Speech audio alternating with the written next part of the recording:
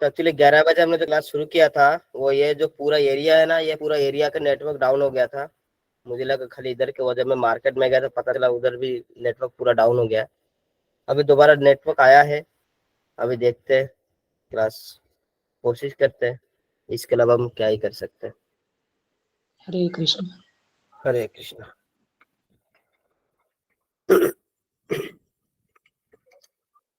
तो अभी मैं स्वागत करता हूँ आप सभी भक्तों का। आज जो हमारा ईशो उपनिषद क्लास है, मंत्र 14 में हम लोग जाएंगे। आज हम लोग शुरू करते हैं गुरु प्रणाम के साथ। ओम अज्ञानतिमरन्धस्य ज्ञानाञ्जनशलाकया चक्षुरुन्मिलितं येन तस्मै श्रीगुरवे नमः। श्रीचैतन्यमनोभीष्टं स्थापितं येन भूतले स्वयं रूपः कदा मह्यं ददाति च पदान्तिकम्। वन्देऽहं श्रीगुरु श्रीयुतपदकमलं श्रीगुरून् वैष्णवश्च श्रीरूपं साग्रजातं सागररघुनाथान्वितं तं सजीवं साद्वैतं सावधूतं परिजनसहितं श्रीकृष्ण चैतन्यदेवं श्रीराधा कृष्णपादान् सहगणललिता श्रीविशाखान्वितमश्च। हे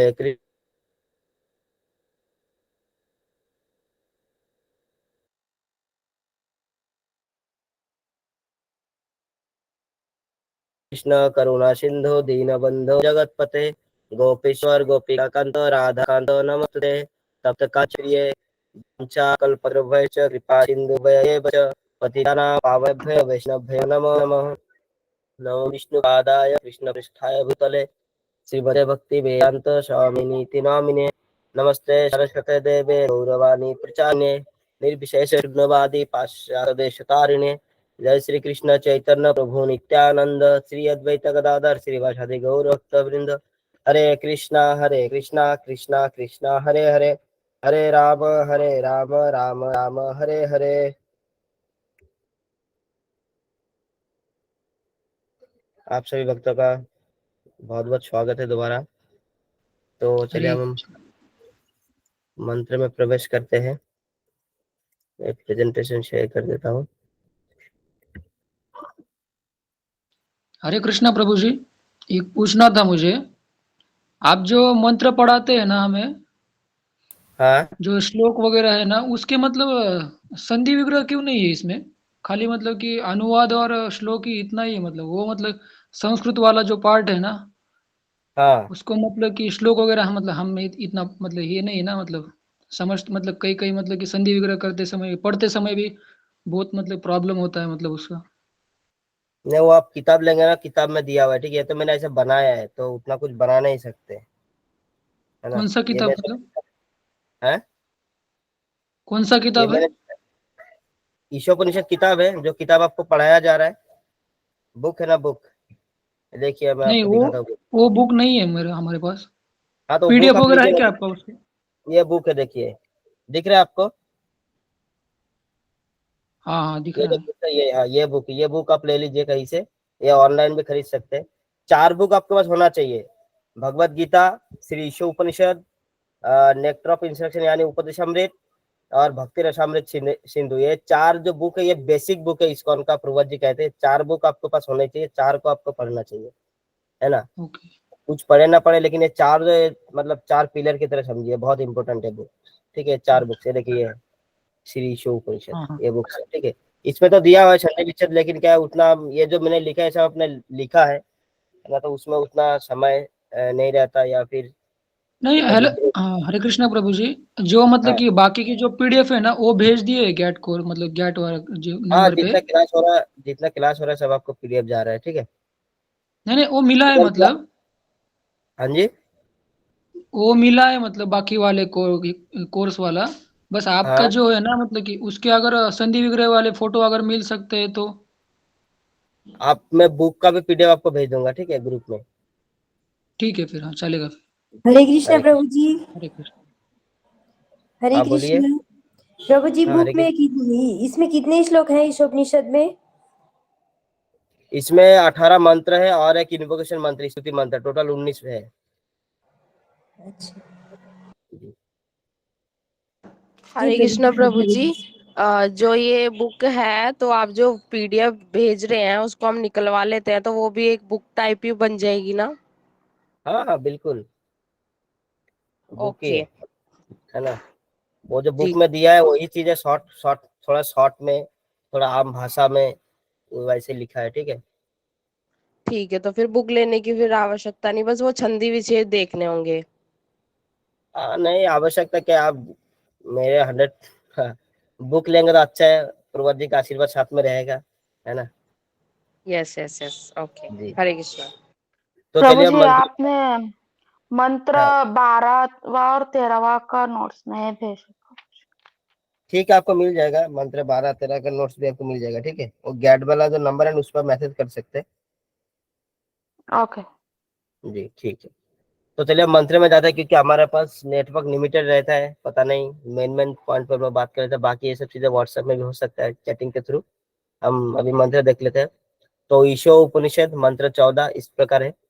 शंभूतिम च विनाशम च यस्तद्वेद भयं सह विनाशेन मृत्युम तीर्त्वा शंभुताम शंभुताम अमृत स्नुते। श्लोक अनुवाद इस प्रकार है, जगतगुरु श्रीला प्रभुपाद जी द्वारा। जगतगुरु श्रीला प्रभुपाद की जय। मनुष्य को चाहिए कि वह पूर्ण पुरुषोत्तम भगवान श्री कृष्ण तथा उनके दिव्य नाम, रूप, गुण तथा लीलाओं के साथ ही साथ अस्थाई देवताओं, मनुष्य तथा पशुओं से युक्त नश्वर भौतिक सृष्टियों को भली भांति जान ले। जो मनुष्य इन्हें जान लेता है तो वो मृत्यु एवं अनित्य दृश्य जगत को पार कर लेता है और भगवान के शाश्वत राज्य में आनंद तथा ज्ञान से युक्त शाश्वत जीवन भोगता है। यहाँ पे कह रहे हैं, पहले तो बता रहा है कि मनुष्य को चाहिए, क्या चाहिए, पूर्ण पुरुषोत्तम भगवान श्री कृष्ण तथा उनके दिव्य नाम, रूप, गुण तथा लीलाओं को समझे। हमें भगवान के नाम को समझना है, उनके रूप को समझना है, उनके गुण को समझना है, उनके लीलाओं को समझना है। पहली बात तो हम कंप्लीट समझ नहीं सकते, लेकिन हमें कोशिश करनी चाहिए जितना ज्यादा हमें समझ में आए, भक्ति के माध्यम से, ज्ञान के माध्यम से नहीं। इंफॉर्मेशन हमको नहीं लेना है, हमें समझना है। हमें जैसे जैसे हम उनको समझते जाएंगे वैसे वैसे हमारा जो एक तरीके से होता है ना शरणागति, वो और डीप होता जाएगा। यहाँ पे प्रभुपद जी लिख रहे हैं और बता रहे साथ ही साथ और क्या सीखना चाहिए। अस्थाई देवताओं, यानी जो देवता है अस्थाई इनको कहा गया है, ये स्थाई नहीं है। अस्थाई देवता और मनुष्य पशु युक्त, यानी जो तीनों चीजों से, जो अस्थाई देवता, मनुष्य, पशु जो हम देखते हैं, इनसे मिलकर मतलब ये जो नश्वर जगत में, यानी ये जो भौतिक ब्रह्मांड में जो कि नश्वर है, शाश्वत नहीं है, इनको भी हमें समझना चाहिए। इनको समझ जाएंगे, यानी दो चीज अगर हम समझ गए, जैसे भगवान को समझ गए और मनुष्य, देवता, पशु को समझ गए, दोनों चीज अगर हम समझ गए तो हम क्या होंगे, ये जो अनित्य जगत है, मृत्यु एवं अनित्य दृश्य जगत है, जो हम देख पा रहे, जो हमारे दृश्य में आता है, इस जगत को हम पार कर जाएंगे, शाश्वत जीवन के भोग करेंगे। तो यहाँ पे लग सकते हैं, हम तो जानते तो है, हाँ हम कृष्ण भगवान है, देवता है, ये पेड़ पौधे है, पशु, जानते तो है सब। लेकिन यहाँ पे जानने का मतलब सिर्फ इंफॉर्मेशन नहीं है, यहाँ पे जानने का मतलब होता है समझना, फिजिकली जानना नहीं, ठीक है, इंटरनली जानना। जैसे कई बार हम, जैसे हमारा कोई फ्रेंड होता है ना, हम उनको जानते हैं, ठीक है, वो जो अमुक व्यक्ति है वो हमारा दोस्त है, लेकिन उनका मन में क्या चल रहा है हमारे लिए, उनका क्या स्वभाव है ना, उनका क्या कैरेक्टर है, उनका क्या नेचर, ये हम नहीं जान पाते। जब हम वो समझ जाएंगे तब एक्चुअल में उसको जान जान जाएंगे। कई बार हम धमकीते हैं, तू मुझे जानता नहीं है, जानता तो है, तभी तो लड़ाई हुआ है, जो भी हुआ है, जानता तो है, लेकिन उसको पीछे क्या है, बैकग्राउंड क्या है, उसके बारे में नहीं पता। हमें सिर्फ जानना नहीं, हमें उसके बारे में जानना है, उनको जानना। जैसे पशु है, दो मनुष्य, देवता, उनको हम जानते हैं, लेकिन उनके बारे में हम नहीं जानते। तो ऐसे वाले जानने की बात यहाँ पे किया जाए, नहीं तो लोग कंफ्यूज हो जाएंगे। हाँ, जानने के लिए बात करते, हम जानते तो है, गणेश भगवान है, ये भगवान है, वो भगवान, जानते हैं सब, नहीं, उनके बारे में जानना, उनके स्वभाव को जानना, ये सब जानना ही, मतलब उनके बारे में डिटेल्स में जानना, एक्चुअल जानने वाली बात की जाती है। क्या होगा इससे, जानने से क्या फायदा होगा। जैसे क्या होता है, हमने जैसे अपने दोस्त का एग्जांपल दिया, तो मान लीजिए हमारे कोई दोस्त है, हम उनको जानते हैं, लेकिन हम उनके साथ कैसे व्यवहार करेंगे ये डिपेंड करता है। जब हम उनको अच्छे तरह से जान जाते हैं, अगर हम जब जान जाते हैं कि ये हमारा सच में दोस्त है, तो हम उनके साथ अच्छे से व्यवहार करते हैं। और जैसे हम जानते हैं कि नहीं, ये तो हमारा दुश्मन है, हम मन ही मन, मतलब पीछे पीछे, हमारे पीठ पीछे हमें मारने की, हमें लूटने की प्रयास करता है, तो फिर हम उनसे दूरी बना लेते हैं। इसी प्रकार जब हम इस भौतिक धरातल को, या जो इस अस्थाई देवता है, मनुष्य, पशु, इनको जान जाएंगे, तो हम क्या करेंगे, इनसे दूरी बना लेंगे, क्योंकि हम जान जाएंगे तो ये तो शाश्वत नहीं है, तो फिर हमें यहाँ पे फायदा नहीं है, क्योंकि हमें अल्टीमेट जो बेनिफिट हमें नहीं दे पाएंगे, तो हम ऑटोमेटिकली इनसे दूरी बना लेंगे। और जैसे हम भगवान के बारे में जान जाएंगे तो ऑटोमेटिक हम उनके नजदीक जाने का प्रयास करेंगे। तो यहाँ पे आपको दूरी बनाने का मतलब, आप जैसे उनके बारे में जान जाएंगे ना, तो आपको ऑटोमेटिक दूरी दूरी बना लेंगे। जैसे हम किसी दोस्त के बारे में जान जाते हैं, तो ऑटोमेटिक जैसे हम जानते कि इससे पहले हमें बहुत लोग मना करते, नहीं उसके पास मत जाओ, अच्छा लड़का नहीं है, उससे मत मिलो, है ना, वो सही नहीं है, तो हम मानते नहीं है, फिर हम मिलते। लेकिन जब हम उनको जान जाते, समझ जाते, पहचान ले अच्छे से, तब हमें बोलने की जरूरत है, तो हम खुद ब खुद उनसे दूरी बना लेते हैं कि असल वाकई में अच्छा लड़का नहीं है। इसी तरह जब हम जान जाएंगे नहीं, तो देवता है, पशु है, ये सब अस्थाई है, ये हमारे लिए अल्टीमेट बेनिफिशियल नहीं है, हमें शाश्वत खुशी नहीं दे सकते, और ये जो फल देंगे वो सीमित है और अस्थाई है, तो हम अपने आप उनसे दूरी बना लेंगे। और जब हम भगवान को जान जाएंगे कि हाँ भगवान जो है वो शाश्वत है, वो जो फल देंगे वो असीमित होगा, और वो फल शाश्वत काल के लिए, तो हम ऑटोमेटिक भगवान के पास जाएंगे। तो ये दोनों चीज हमें अपने से समझना है, गुरु के माध्यम से, शास्त्र के माध्यम से हमें समझना है, और जैसे समझ जाएंगे तो हम उसी हिसाब से उनके साथ हम लोग रेसिप्रोकेशन कर लेंगे। तो यहाँ पे पूर्वज जो ही बोल रहे हैं कि एक बार आप जान गए ना, तो आप इस भौतिक धरातल को पार कर जाएंगे, क्योंकि हम जान गए तो भगवान की भक्ति करेंगे, देवता से दूरी बना लेंगे, तो ऑटोमेटिकली जैसे भगवान की भक्ति करेंगे तो हम शाश्वत जगत में चले जाएंगे। इसी प्रकार यहाँ पे कहा गया है। जानना मतलब उनके स्वभाव को जानना, उनके नेचर को जानना, उनके कैरेक्टर को जानना, उनका अस्तित्व के बारे में जानना, ये सब जानने की बात किया जा रहा है यहाँ पे। पैराग्राफ 1 में कहा गया, मनुष्य अपने तथाकथित ज्ञान द्वारा भौतिक वस्तुओं का जैसे अंतरिक्ष यान, परमाणु शक्ति का आविष्कार कर सकता है, पर जन्म मृत्यु जरा व्याधि से छुटकारा नहीं, कोई उपाय नहीं है, छुटकारा पाने का कोई उपाय नहीं है। मनुष्य जो साइंस है, विज्ञान है, ये क्या कर सकता है, जो तथाकथित ज्ञान द्वारा भौतिक वस्तुएं तो बना सकता है, अंतरिक्ष यान बना सकता है, मोबाइल बना सकता है ना, गाड़ी मोटर बना सकते हैं, लेकिन जो असली प्रॉब्लम है जन्म मृत्यु जरा व्याधि, जिसके कारण से हम यहाँ पे भौतिक धरातल में फंसे हैं, इसको ये खत्म नहीं कर सकते, इसके लिए इनके पास कोई उपाय नहीं है। अगर आपका जन्म हो गया है तो आपका मृत्यु निश्चित होगा, ये जन्म को भी नहीं रोक सकते, क्योंकि जब तक आपका कर्मफल खत्म नहीं होगा तो आप जन्म लेंगे ही लेंगे, आपका जन्म में नहीं रोक सकते।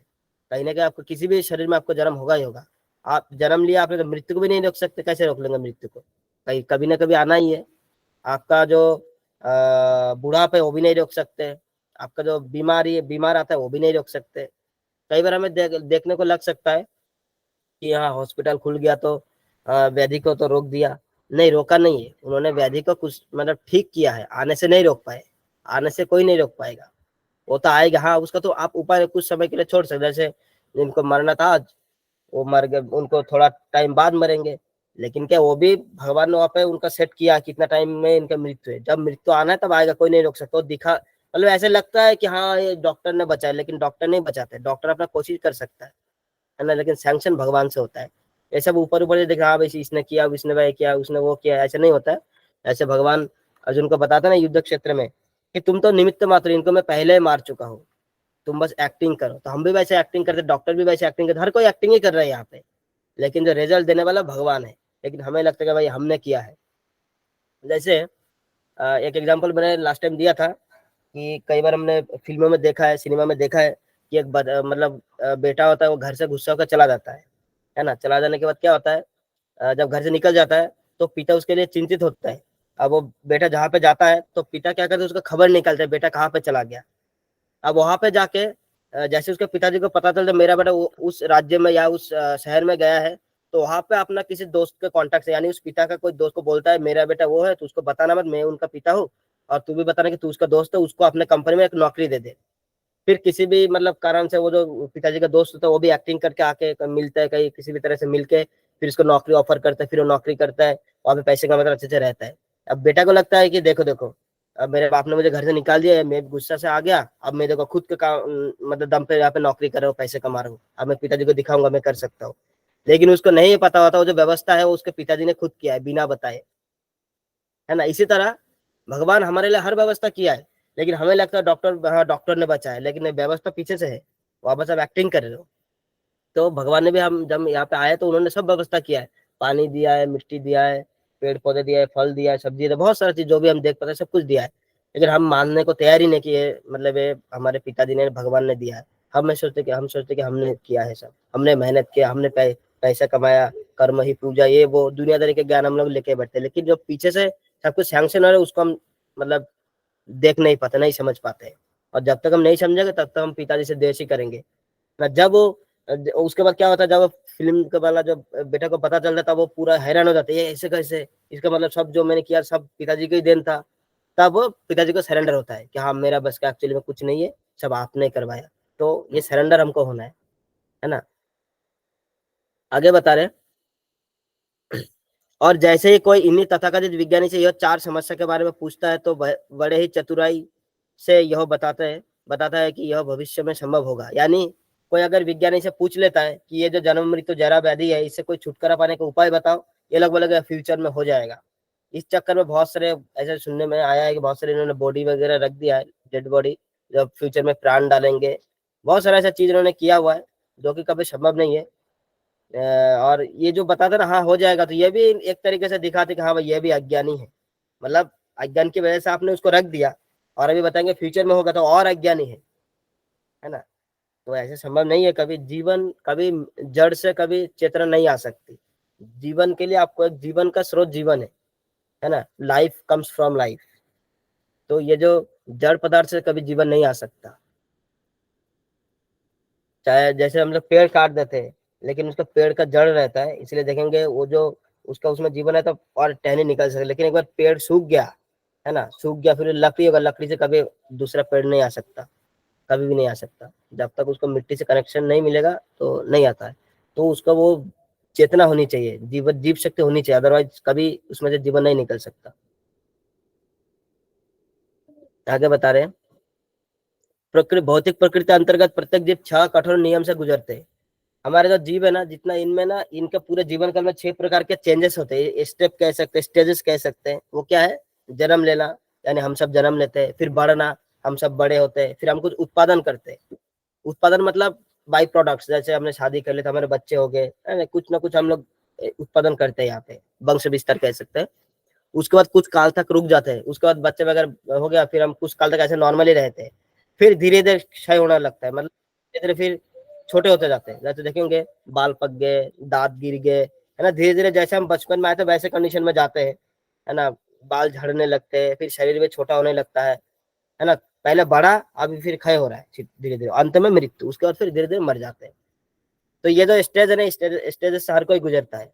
वो अलग बात है, एक्सीडेंट वगैरह में मर गया वो उसका नियत ही है, लेकिन जो नॉर्मल अगर देखा जाए तो ये प्रोसेस चलता है ना। जन्म होता है, बढ़ता है, उत्पादन करता है, कुछ काल तक रुकता है, फिर धीरे धीरे कम होने लगता है, क्षय होने लगता है, फिर अंत में मृत्यु हो जाता है। तो ये जो प्रोसेस है इसको आप टाल नहीं सकते। अगर आपकी धरातल में नॉर्मल जीवन जीना है, नॉर्मली आपको अगर मरना है बिना बीमारी के, बिना इसके, तो आपको ये जो 6 है इसको आपको पार करना ही पड़ेगा। इसके अलावा आप इसमें से स्किप नहीं कर सकते। ये जो एक प्रोसेस है, प्रकृति का नियम है। आगे बता रहे हैं, भौतिक प्रकृति के संपर्क में आने वाले कोई भी व्यक्ति इन 6 नियम से नहीं बच सकता, चाहे वो मनुष्य, देवता, पशु, पक्षी और वृक्ष ही क्यों ना हो, इससे नहीं बच सकता। आपको ये करना ही पड़ेगा। लेकिन मनुष्य इसमें कई बार, क्योंकि मनुष्य को क्रिया का, उनको कर्म का वो दिया गया, इसलिए कई बार कई चीजों में बच जाते हैं। जैसे वो शादी नहीं करेंगे तो बच्चे वाला स्किप हो सकता है, लेकिन अलग बात है, पोटेंशियल तो है, लेकिन शादी नहीं किया अलग बात है। लेकिन पेड़ पौधे तो फल आएंगे, बीज गिरेंगे, फिर फल आएंगे, ये सब होता है। तो ये कॉमन सेंस वाली बात है। ये जो 6 है इसमें से आप नॉर्मली स्किप नहीं कर सकते, जानबूझ कर आप स्किप नहीं कर सकते। आगे बता रहे हैं यहाँ पे, हमने वो लास्ट टाइम हमने बताया था ब्रह्मा के जीवन का कैलकुलेशन, तो इसमें मैंने दिया है कैलकुलेशन, आप सबको भेजूंगा। देखिए, जीवन के अवधि योनियों के अनुसार भिन्न भिन्न होते हैं, है ना। अलग अलग योनि, पशु योनि, वृक्ष योनि, पतंग के योनि, जलचर, ये सब अलग अलग योनि के हिसाब से जीवन होता है ना, जीवन काल होता है। और जीवन में जो प्रधान है ब्रह्मा जी, उनका जो जीवन है वो बहुत लंबा है। उनका जो जीवन 100 वर्ष का है, और मानव जीवन की तुलना करेंगे तो वो बहुत लंबा है। ये पता नहीं, ये कैलकुलेशन तो ठीक है, लेकिन ये जो मैंने लिखा है 3,11,04,000 करोड़ साल, ये मैंने ऐसे लिखा। आप लोग भी अपने घर में इसको कैलकुलेशन करके लिख सकते हैं कि और कुछ मतलब कुछ बोल सकते हैं क्या, मेरे हिसाब से यही है। ये जो नंबर्स है 31104 000000000 है ना, 31104 के बाद 10 जीरो, ये कैलकुलेशन करेक्ट है। लेकिन 3,11,04,000 करोड़ लिखा है, ये थोड़ा मतलब मेरे हिसाब से ठीक है। आप लोग देख लीजिए अपने हिसाब से क्या होता है। कि मैं कई जगह ढूंढा लेकिन किसी ने परफेक्ट बताया नहीं, मतलब एग्जैक्टली कि इतना है, लेकिन वो नंबर्स बता देते इतना जीरो, लेकिन वो बताया नहीं किसी ने। तो अलग अलग जगह का किसी हम तो वैसे हम लोग हिंदी या बंगाली में पढ़े तो हम लोग हजार ऐसे गिनते, लेकिन इधर ट्रिलियन बिलियन बिलियन है कुछ सब बोलते हैं, मिलियन बोलते हैं इंग्लिश में। तो आप अपने हिसाब से इसको देख लेना। तो मैं थोड़ा कैलकुलेशन बता देता हूँ। कलयुग की जो अवधि है वो 4,32,000 साल है। द्वापर युग की जो अवधि है वो 8,64,000 साल है। त्रेता युग की जो अवधि है वो 12,96,000 साल है। और सतयुग की जो अवधि है वो 17,28,000 साल है।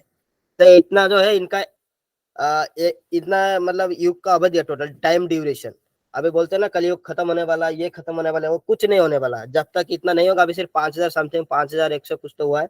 ये 4,32,000 में पहुंचेगा, उसके बाद जाके ये खत्म होगा। इससे पहले कुछ भी हो जाए, एस्टेरॉयड गिरने वाला है, ये ब्लैक होल में चला जाएगा, ये गिरेगा वो गिरेगा। एक बार शायद 2008-9 में या कितना में तो एक बार हुआ था कि खत्म होने वाला है दुनिया, है ना। एक बार 2012 में भी हुआ था। तो कुछ नहीं होता। तो इससे पता चलता है साइंटिस्ट लोगों का जो इनकम्प्लीट थ्योरी पता चल जाता है, ये कुछ बताता है कुछ होता कुछ और है। तो खत्म नहीं होने वाला है, जो शास्त्रों में दिया गया वही होने वाला है। 4,32,000 साल होगा, उसके बाद फिर एसिड रेन होगा आकाश से, क्योंकि उसमें सारा क्रॉप्स खत्म हो जाएंगे, है ना। जैसे एसिड अटैक होगा, मतलब रेन होगा, बारिश होगा, तो सारे धान जो भी है सब सब शस्य खत्म हो जाएगा, ग्रेन्स खत्म हो जाएंगे। फिर इंसान एक दूसरे को खाने लगेंगे, मार काट, मतलब बहुत कुछ होने वाला। अभी तो कुछ नहीं। हमारे दृष्टिकोण से लगता है कि बहुत कुछ हो रहा है दुनिया में, बहुत पाप बढ़ रहा है, लेकिन अब देखेंगे कल भी राम लला का मंदिर का उद्घाटन में देखे कि करोड़ों लोग। तो ये तो सतयुग सतयुग जैसा ही है। जब तक आपको लगे हाँ भाई अच्छे लोग ज्यादा है अभी भी बुरे लोगों से, तो समझे कलयुग अभी मतलब कुछ नहीं हुआ है, अभी बहुत टाइम है। ऐसा टाइम जब आएगा कि मतलब लोग एक दूसरे को मार के खाएंगे, उसमें रिलेशन का कोई वो नहीं रहेगा, बाप बेटी को शादी कर लेगा, इस टाइप का मतलब सुने हैं बड़े बुजुर्ग ऐसे ऐसे, ये वाकई में होने वाला है। तो वो बहुत टाइम है अभी, ठीक है, अलग बात है। बाकी ये जो 4 युग है, मतलब 4 युग को जब मिला देंगे टोटल बनता है 43,20,000 साल, यानी 10 कलयुग के बराबर है। कलयुग एक कलयुग हो गया, उसके बाद द्वापर युग है, उसमें 2 कलयुग के बराबर है ना। और त्रेता हो गया 3 कलयुग के बराबर, और सत्तर युग है 4 कलयुग के बराबर, यानी ऊपर का 1 2 3 4 5 6 7 8 9 10, यानी 10 कलयुग के बराबर हो गया आपका। जब बनता है तो ये 43,20,000 साल बनता है, जो कि एक चतुर्युग कहा जाता है। इसको दिव्य युग या फिर महायुग भी कह सकते हैं। तो ये 43,20,000 साल का इसका ड्यूरेशन है, एक महायुग का। और जब ऐसे 1,000 महायुग बनता है, मतलब एक साथ जुड़ता है ना, इनका अगर टाइम ड्यूरेशन को मिला देंगे, यानी 43,20,000 गुणा 1,000, यानी 43,20,000 के आगे 3 जीरो और लगा देंगे, तो आपका बन जाएगा ब्रह्मा जी का 12 घंटा, सिर्फ 12 घंटा, यानी 432 करोड़ साल, 12 घंटा। इसके बाद इतने ही उनके रात भी है, तो और 12 घंटा जोड़ लीजिए, यानी हो गया आपका 43,20,000 इंटू 2000, हो गया 864 करोड़ साल। तो ये तो हो गया उनका एक दिन। हम लोगों का 864 करोड़ साल और उनका एक दिन। उसके बाद और ऐसे ब्रह्मा 360 दिन का उनका एक साल होता है। अब ये जो 864 करोड़ साल है, उनको देखिए मैंने 360 से गुना किया है, तो आपका बन गया 3,11,040 करोड़, है ना। यानी 311,040,000,000,000,000 इतना हो गया उनका एक साल। अब वो ऐसे 100 साल जीते हैं, तो फिर इसको फिर इंटू कर दीजिए 100 से, यानी आगे जो 2 जीरो और लगा दीजिए, तो बन गया आपका 3,11,004, 3,11,004 आगे 10 जीरो, 0,0,0,0,0,0,0,0,0, है ना। 3,11,004 के बाद आपको 10 जीरो लगाना है, तो बन जाएगा आपका 3,11,04,000 करोड़ साल। तो ये तो हो गया ब्रह्मा जी का उम्र। अब इसमें कई बार लोग बोलते नहीं ये तो इम्प्रैक्टिकल है, ऐसे कैसे हो सकता है, लेकिन इसमें कुछ भी इम्प्रैक्टिकल नहीं है। हमारे आंखों के सामने हम लोग देखते हैं कुत्ता का अलग जीवन है, और कितना साल जीता है, ज्यादा से ज्यादा 8 साल 10 साल, ऐसा कुछ कुछ तो उससे भी पहले चला जाता है ना। बिल्ली का ऐसा है ना। कीड़े मकोड़े उनका और कम है, कुछ कुछ तो ऐसे कीड़े मकोड़े मच्छर ये सब उनका 4 दिन का 5 दिन का 1 दिन का ऐसे भी लाइफ है। तो क्या होता है ना, अगर आप जो मच्छर है मान लीजिए, जो कीट पतंग जिनका उम्र 1 दिन है, उनके दृष्टिकोण से आप देखेंगे ना, उनके दृष्टिकोण से वो उनके लिए उनका पूरा जीवन है। जब वो हमारे बारे में सोचते होंगे तो उनको लगा अरे हमारा पूरा जीवन और इनका 1 दिन, मनुष्य का 1 दिन, तो उनके लिए जैसे हम लोग ब्रह्मा जी का कैलकुलेशन तक हम लोग मतलब एक तरीके से अचंभित हो जाता है। तो अगर उस योनि में आप रहेंगे तो आप भी हमारे जो मनुष्य जीवन का उम्र है उसको देख अचंभित हो जाएंगे। कुत्ते लोगों का उनका पूरा उम्र है, हमारे लिए सिर्फ 12 साल। 12 साल में क्या होता है, नाबालिग बालिग भी नहीं होता है, और उनका पूरा जीवन भी बूढ़े भी हो जाता है। तो समझिए ऐसे तो कुछ भी इम्प्रैक्टिकल है, हमारे सामने ऐसा कुछ घटित होता है, लेकिन जो हमारे दृष्टिकोण से देखेंगे तो हमें इम्प्रैक्टिकल लग सकता है। लेकिन अगर आप न्यूट्रल पोजीशन से देखेंगे, नहीं ये सब ये बाकी योनि भी है उनके लिए भी ऐसा है, तो बहुत कुछ बहुत नॉर्मली लगेगा। और ये कैलकुलेशन बिल्कुल परफेक्ट है, शास्त्रों से दिया हुआ है, ऐसे कहीं से भी प्रभुपाद जी ने नहीं दिया है, पूरा शास्त्र से सब कुछ है। बहुत सारे ऐसे श्लोक है जहाँ पे बताया गया है, तो ऐसा है। तो ये कैलकुलेशन आप लोग इसको एक बार देख लीजिएगा, समझ लीजिएगा। कहीं पे अगर लगता है कुछ डाउट्स है या फिर कुछ सजेशन है तो जरूर बताइए कि कुछ गलत हुआ है, तो जहाँ तक मैंने किया है तो हो सकता है इसमें कुछ प्रॉब्लम हो सकता है, बाकी आप लोग देख लीजिए।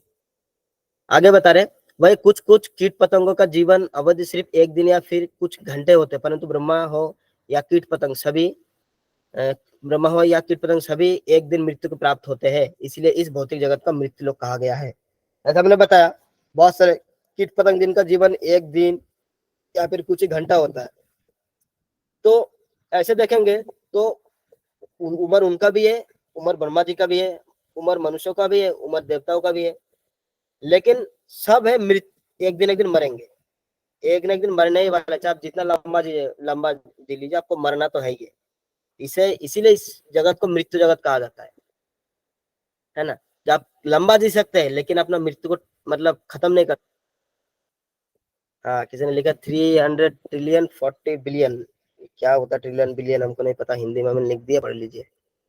तो ऐसा है, मतलब मृत्यु तो होना ही है। अब इसको घर से मतलब टाल सकते हैं, जैसे मान लीजिए आपने देवता वाले योनि में चले गए तो आप कुछ लंबा जी गए, बहुत लंबा जी गए, है ना, और मनुष्य योनि में रहे तो आप इतने साल जिए, लेकिन मृत्यु होनी है। इसको आप, ये मृत्यु अवसंभव है, इसको आप इग्नोर नहीं कर सकते, स्किप नहीं कर सकते, पोस्टपोन कर सकते, स्किप नहीं कर सकते। पैराग्राफ 3 में बता रहे, भौतिक विज्ञानी तथा राजनेता इस भौतिक जगत को मृत्यु विहीन बनाने का प्रयास कर रहे हैं, क्योंकि उन्हें वास्तविक मृत्यु विहीन आध्यात्मिक जगत के विषय में कोई ज्ञान नहीं है जो हमारे शास्त्र में दिया गया है। क्या होता है ना, मान लीजिए ऐसे एक जगह पे आप लोग है जहाँ पे 1 किलोमीटर आगे पानी है और अभी आपको पानी का प्यास लगा है, लेकिन वो जो 1 किलोमीटर आगे जो पानी है उस पानी के बारे में अगर आपको या हमें इंफॉर्मेशन नहीं रहेगा तो हम क्या करेंगे, पानी का प्यास तो लगा ही है, हम अपने जगह पे उसको पानी निकलने का प्रयास करेंगे, क्योंकि हमें पानी की जरूरत है, लेकिन हमें इन्फॉर्मेशन है कि सामने पानी है, इसलिए हम वहां पे नहीं जाएंगे, क्योंकि हमें पता ही नहीं। इसलिए हम अपने जगह पे पानी निकालने का प्रयास करते हैं, क्योंकि हमें तो अपना जरूरत जो है उसको तो मिटाना ही है, प्यास तो मिटाना ही है। इसी तरह हम लोग भगवान का अंश होने के नाते जो शाश्वतता है, यानी जो एक तो इटर्निटी है, वो हमारा गुण है, स्वभाव है, हम मरना नहीं चाहते, लेकिन हम क्या करते हैं, ये गुण हमारा अंदर स्वाभाविक है कि हम मरना नहीं चाहते। इसीलिए अब हमारे पास इन्फॉर्मेशन भी नहीं है, जैसे मान लीजिए जीने की हम लोग को चाहत है, लेकिन कैसे, मतलब ना मरने की हमको चाहत है, मतलब जीने की चाहत है, लेकिन हम लोग को पता नहीं कैसे अमर हुआ जाए, इसीलिए हम यहीं पे जीने का प्रयास करते हैं, मतलब हम यहीं पे पानी ढूंढे, लेकिन हमें जो प्यास लगा है वो पानी एक्चुअल में गोलक धाम में है, लेकिन हमें उसका इन्फॉर्मेशन नहीं, इसीलिए वो जो पानी हम यही भौतिक जगत में ढूंढने का प्रयास कर रहे हैं। जिस दिन हमें इन्फॉर्मेशन हो जाएगा उस दिन हम इस जगह को छोड़ने का प्रयास करेंगे, जल्दी से जल्दी निकलो। उस दिन हम लोग आर्ट ऑफ लिविंग छोड़ के आर्ट ऑफ डाइंग पे चले जाएंगे, कि कैसे हम लोग उस जगह पे जा सकते हैं, क्योंकि आपको पता चलेगा कि 1 किलोमीटर आगे पानी है। अभी आप यहाँ पे पानी छोड़ो, यहाँ पे पानी है ही नहीं, वहां पे पानी है। जब आप शास्त्र पढ़ेंगे, जब तक कोई आके नहीं बताएगा कि देखो तुम जहाँ पे खोद रहे हो ना, यहाँ पे पानी नहीं है, पानी तुम्हारे यहाँ से 1 किलोमीटर उत्तर की तरफ जाओ, पानी मिलेगा, फिर उसमें चलना इंसान चालू करेगा। इसीलिए गुरु शास्त्र साधु यही काम करते हैं, है ना, कि देखो यहाँ पे जो सुख ढूंढ रहे हो, जो तुम अमरता ढूंढ रहे हो, जो तुम खुशी ढूंढ रहे हो, यहाँ पे नहीं, गोलोक धाम में है, भगवान के भक्ति में है, तब इंसान जाने का प्रयास करता है। हम लोग इन्फॉर्मेशन होना चाहिए, इसीलिए हमें हमेशा साधु गुरु शास्त्रों के शरण लेके भगवान का भक्ति करना चाहिए, जिससे हमें जो एक्चुअल में जो हमें प्यास लगा है ना, वो हम पा सके। लेकिन जो विज्ञानी है और राजनेता, इनको इनके बारे में पता नहीं, इन्होंने कभी शास्त्र पढ़े नहीं है, वो लोग सोचते हम यहीं पे बनाएंगे, लेकिन गुण उनके अंदर भी है, जो स्वाभाविक गुण है, ये अमर रहना, ये स्वाभाविक गुण है, क्योंकि हम कभी मरते नहीं, हमें इसका अनुभव है ही नहीं, इसीलिए हम मरने से डरते हैं, है ना। जो चीज हमारे नया नया होता है हम उस चीज से डरते हैं हमेशा, कि ये मेरे लिए नया है, क्योंकि ये जो मृत्यु हमारे लिए, हम कभी मरते नहीं है, इसीलिए ये एक्सपीरियंस हमें नहीं है, इसीलिए हम उससे डरते हैं। लेकिन हम उपाय भी नहीं निकालते, हम उपाय यहीं पे निकालते, जो कि डुप्लीकेट उपाय है, हमें ओरिजिनल उपाय निकालना चाहिए। आगे बता रहे, विष्णु पुराण 6.7.61 में कहा गया है, विष्णु शक्ति पराप्रोक्ता क्षेत्रज्ञाख्या तथा परा अविद्या कर्म संज्ञान्या तृतीया शक्तिरिश्वते। इसमें कहा गया है भगवान के विभिन्न शक्ति है, एक अपरा और दूसरा परा, यानी भगवान के विभिन्न शक्ति है। वैसे तो बहुत सारा शक्ति है, लेकिन इसमें जो शक्ति को एक तरीके से कैटेगराइज किया गया दो कैटेगरी में। एक तो अपरा शक्ति जिससे भगवान का ये भौतिक जो मतलब भौतिक शक्ति कह सकते हैं, जिससे ये पूरा ब्रह्मांड बना है, भौतिक ब्रह्मांड बना है। और एक है आध्यात्मिक शक्ति यानी पराशक्ति। हम लोग आध्यात्मिक शक्ति है, पराशक्ति है, क्योंकि हम जीव है, हम लोग शाश्वत है, तो मतलब हमारा जो आत्मा शाश्वत है, ये इसलिए आध्यात्मिक शक्ति है, कभी खत्म नहीं होने वाला। और ये जो शरीर है, ये जो पूरा हम देखते हैं, ये सब पराशक्ति का है, भौतिक शक्ति है। जीव भगवान के पराशक्ति से आते हैं, हम लोग भगवान के पराशक्ति से आते हैं, और यह भौतिक जगत अपराशक्ति है, और ये जो भौतिक जगत है अपराशक्ति है। यह अपराशक्ति से ही भौतिक सृष्टि संभव होता है। ये जो भगवान का अपराशक्ति है, उस अपराशक्ति से भौतिक सृष्टि संभव होता है। भगवान के पराशक्ति से नहीं आता है, अपराशक्ति से आता है ये जो भौतिक सृष्टि। सिर्फ आप इसमें जीव छोड़ दीजिए, चेतना छोड़ दीजिए। आगे बता रहा है, यह अपराशक्ति जीवों को अविद्या से आच्छादित करके सकाम कर्म करने के लिए प्रेरित करते हैं। ये अपराशक्ति क्या करते हैं, जीवों को अविद्या से आच्छादित कर देते हैं, है ना। जैसे पैसे कमाओ, है ना, स्वर्ग में जाओ, भौतिक भोग भोगो, ये जो अविद्या है इससे आच्छादित कर देता है, और सकाम कर्म में लोग लग जाते हैं। हाँ, ज्यादा से ज्यादा मेहनत करो, है ना, पैसे कमाओ, खुश रहो, है ना। जितना कमाओगे ना, जितना कमाओगे उतना खुश रहोगे। पैसे नहीं रहेगा तो कोई नहीं पहचानेगा, कर्म ही पूजा है ना। इस टाइप का जो है इससे आच्छादित कर देता है, और इंसान उसी में फिर लग जाता है, क्योंकि अभी उसका बुद्धि वही कहता है।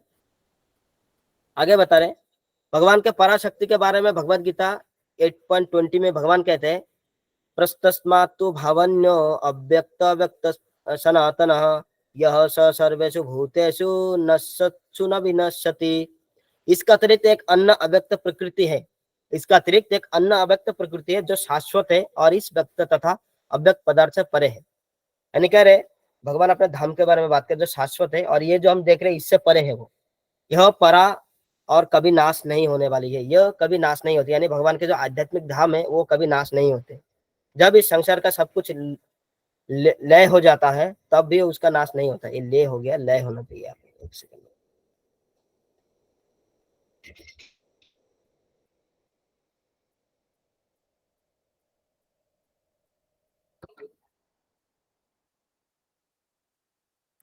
हाँ, जब ये भौतिक ब्रह्मांड लय हो जाएगा यानी प्रलय हो जाएगा, तब भी उसका कुछ नहीं होगा, उसका नाश नहीं होगा हमेशा से।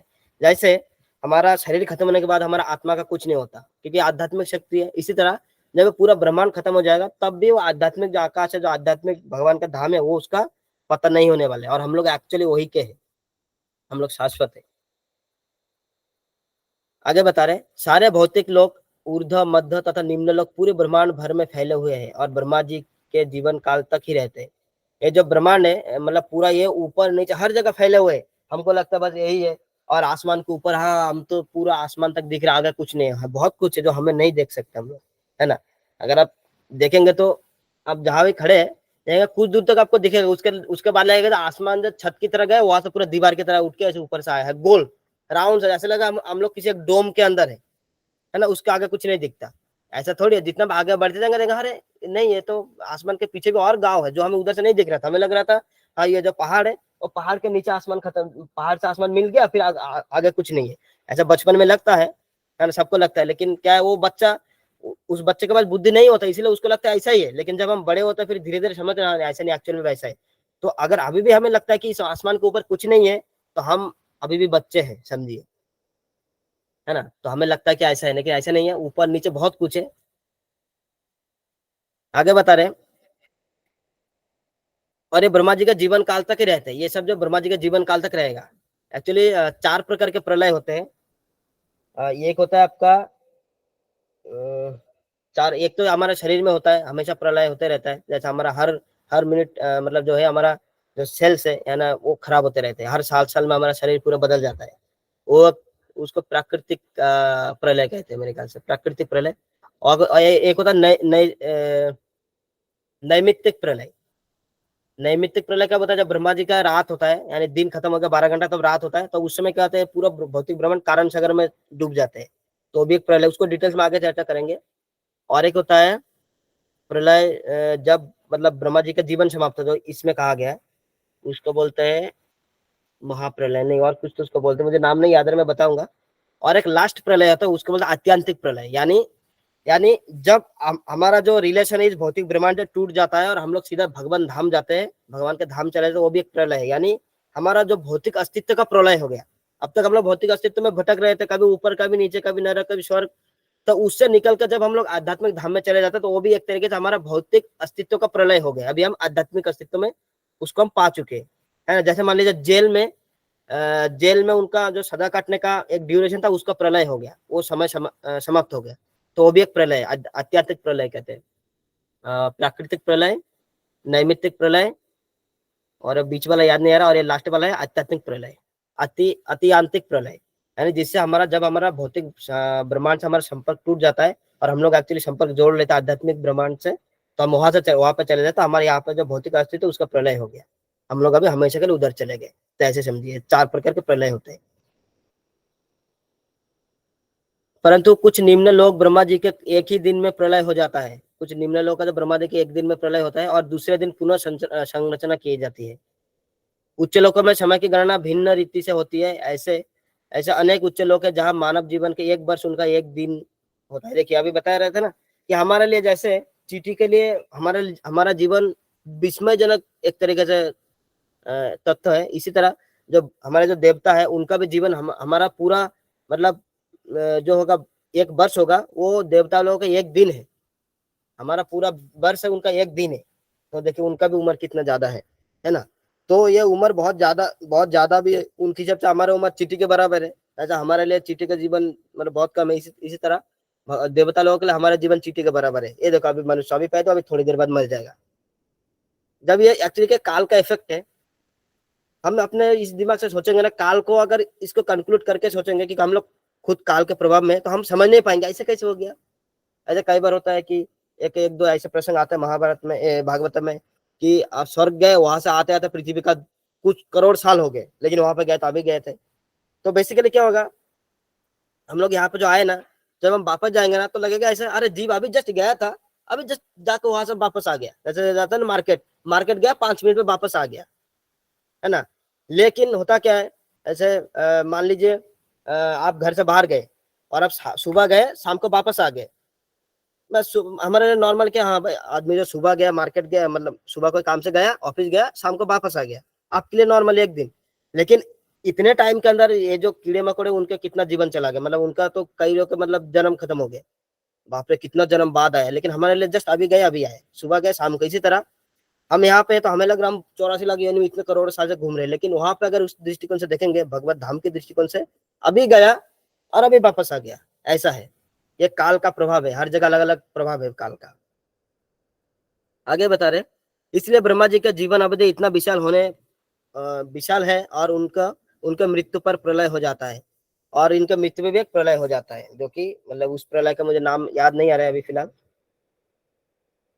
ऐसा प्रलय उनका हो जाता है। प्रभु जी नित्य प्रलय है नित्य प्रलय क्या? प्रभु जी। अच्छा हो सकता है नित्य प्रलय हो।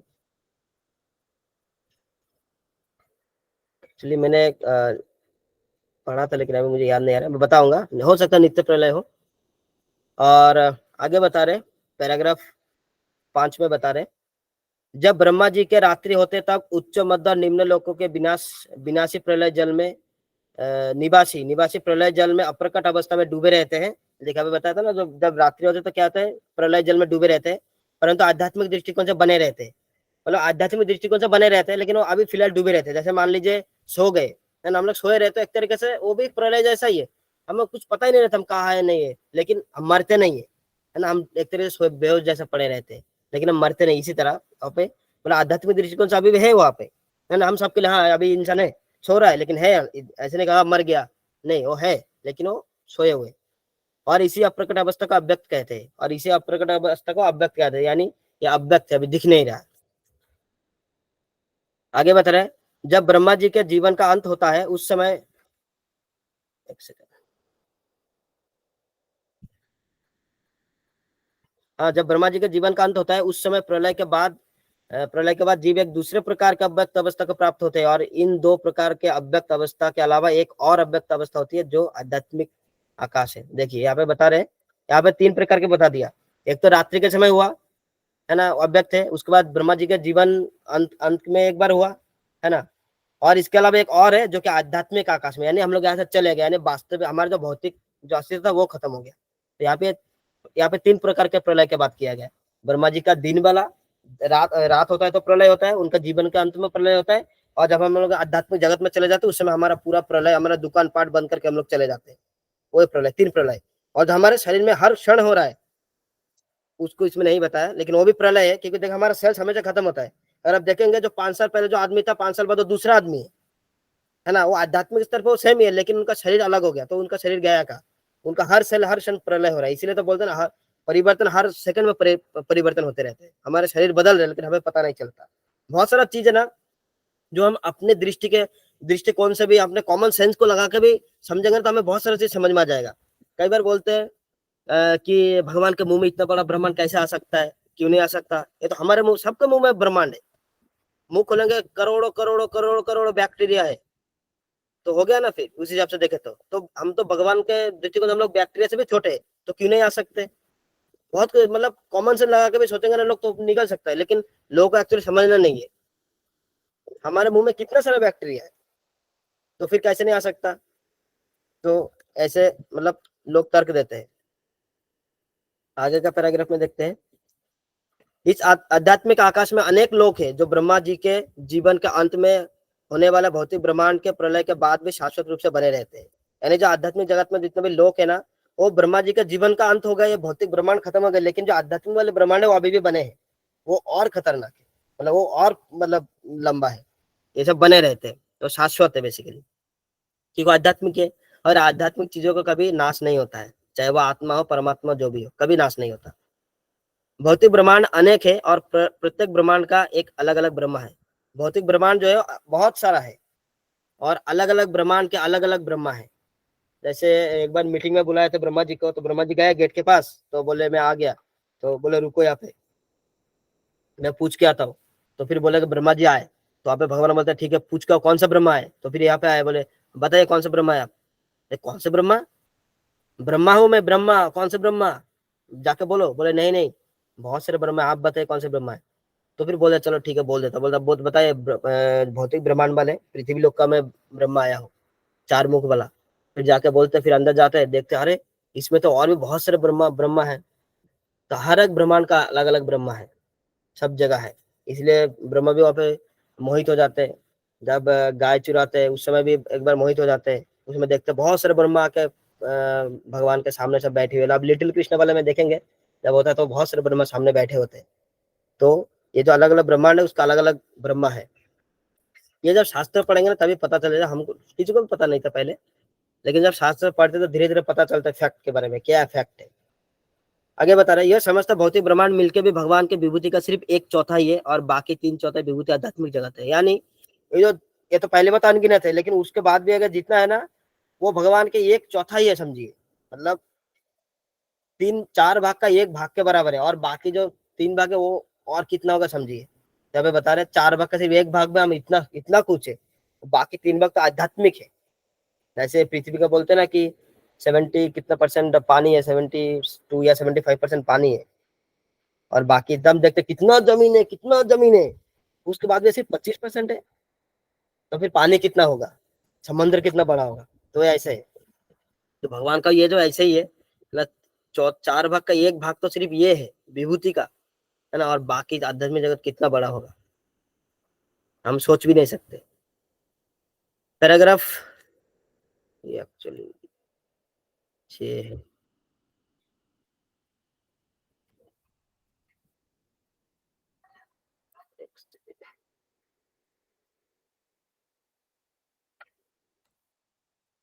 हाँ पैराग्राफ 6 में बता रहे हैं आध्यात्मिक जगत के अधिष्ठाता परम पुरुष श्री कृष्ण है। जो आध्यात्मिक जगत का अधिष्ठाता है यानी उनका जो वहाँ पे जो मालिक है वो कौन है, भगवान है, श्री कृष्ण है। भगवत गीता 8.22 में कहा गया है, 8.22 में कहा गया पुरुष स पर पार्थ मक्त्वलभस्तन्वया ये संतस्थानि भूतानि येन सर्वम इदम ततम। कह रहे भगवान, श्लोक अनुवाद, भगवान जो सबसे महान है, यानी सबसे महान है, अनन्य भक्ति द्वारा ही प्राप्त किए जा सकते हैं। यद्यपि वे अपने धाम में विराजमान रहते हैं तो भी वे सर्वव्यापी है और उनमें सब कुछ स्थित है। भगवान जो सबसे महान है, सबसे महान कौन है? भगवान है। और उनको कैसे प्राप्त किया जा सकता है? भक्ति द्वारा। आप ज्ञान ज्ञान ले लीजिए। देखिए ज्ञान जो है ना, कई बार लोग कंफ्यूज करते हैं ज्ञान बोल के। मैं थोड़ा सा 2 मिनट बोलूंगा इसके बारे में। कई बार लोग बोलते हैं आपके पास ज्ञान ही नहीं होगा तो आप कैसे भगवान की भक्ति करेंगे? आपको ज्ञान तो चाहिए ना। ज्ञान एक टूल है, ज्ञान को आपको यूज करना है भक्ति करने के लिए। ज्ञान अल्टीमेट नहीं है। जैसे कोई मतलब जैसे मान लीजिए आप कहीं गिरे हैं, आपके पास सीढ़ी है, वो सीढ़ी जैसा ज्ञान है। मतलब अगर सीढ़ी को यूज करके बाहर निकलेंगे तभी वो सीढ़ी का सदुपयोग मतलब हो गया, अच्छा व्यवहार हो गया। अगर आप वो सीढ़ी को सब कुछ समझ सीढ़ी पे चढ़ के बैठे रहेंगे, बाहर नहीं निकलेंगे तो फिर आप तो मतलब कोई भी हो, फिर कोई फायदा नहीं हुआ ना सीढ़ी का। आपको सीढ़ी को यूज करके बाहर निकलना है। इसी तरह ज्ञान जो है ना, वो एक टूल की तरह है। क्योंकि बेसिकली देखा जाए तो ज्ञान मतलब नॉलेज, नॉलेज मतलब जनरल नॉलेज भी होता है, यानी इन्फॉर्मेशन होना, है ना। तो वो जरूरी तो है, लेकिन अगर उसको यूज करके भक्ति नहीं कर रहे तो फिर कोई फायदा नहीं है ऐसे ज्ञान होने का भी। इसीलिए ज्ञान से बढ़कर भक्ति होता है। जैसे मान लीजिए कोई छोटा बच्चा, कई बार देखेंगे छोटा बच्चा लोग ना बहुत जल्दी सुबह सुबह उठ जाते हैं और बड़े लोग सोते रहते हैं। भले छोटा बच्चे को ज्ञान नहीं है सुबह उठने का क्या फायदा है, लेकिन वो उठ जाता है। और बड़े जो आदमी है उसके पास, उसको पता है, यूट्यूब में देखा हुआ है सब जगह, हाँ सुबह उठने से क्या क्या फायदा था, लेकिन उठता नहीं है।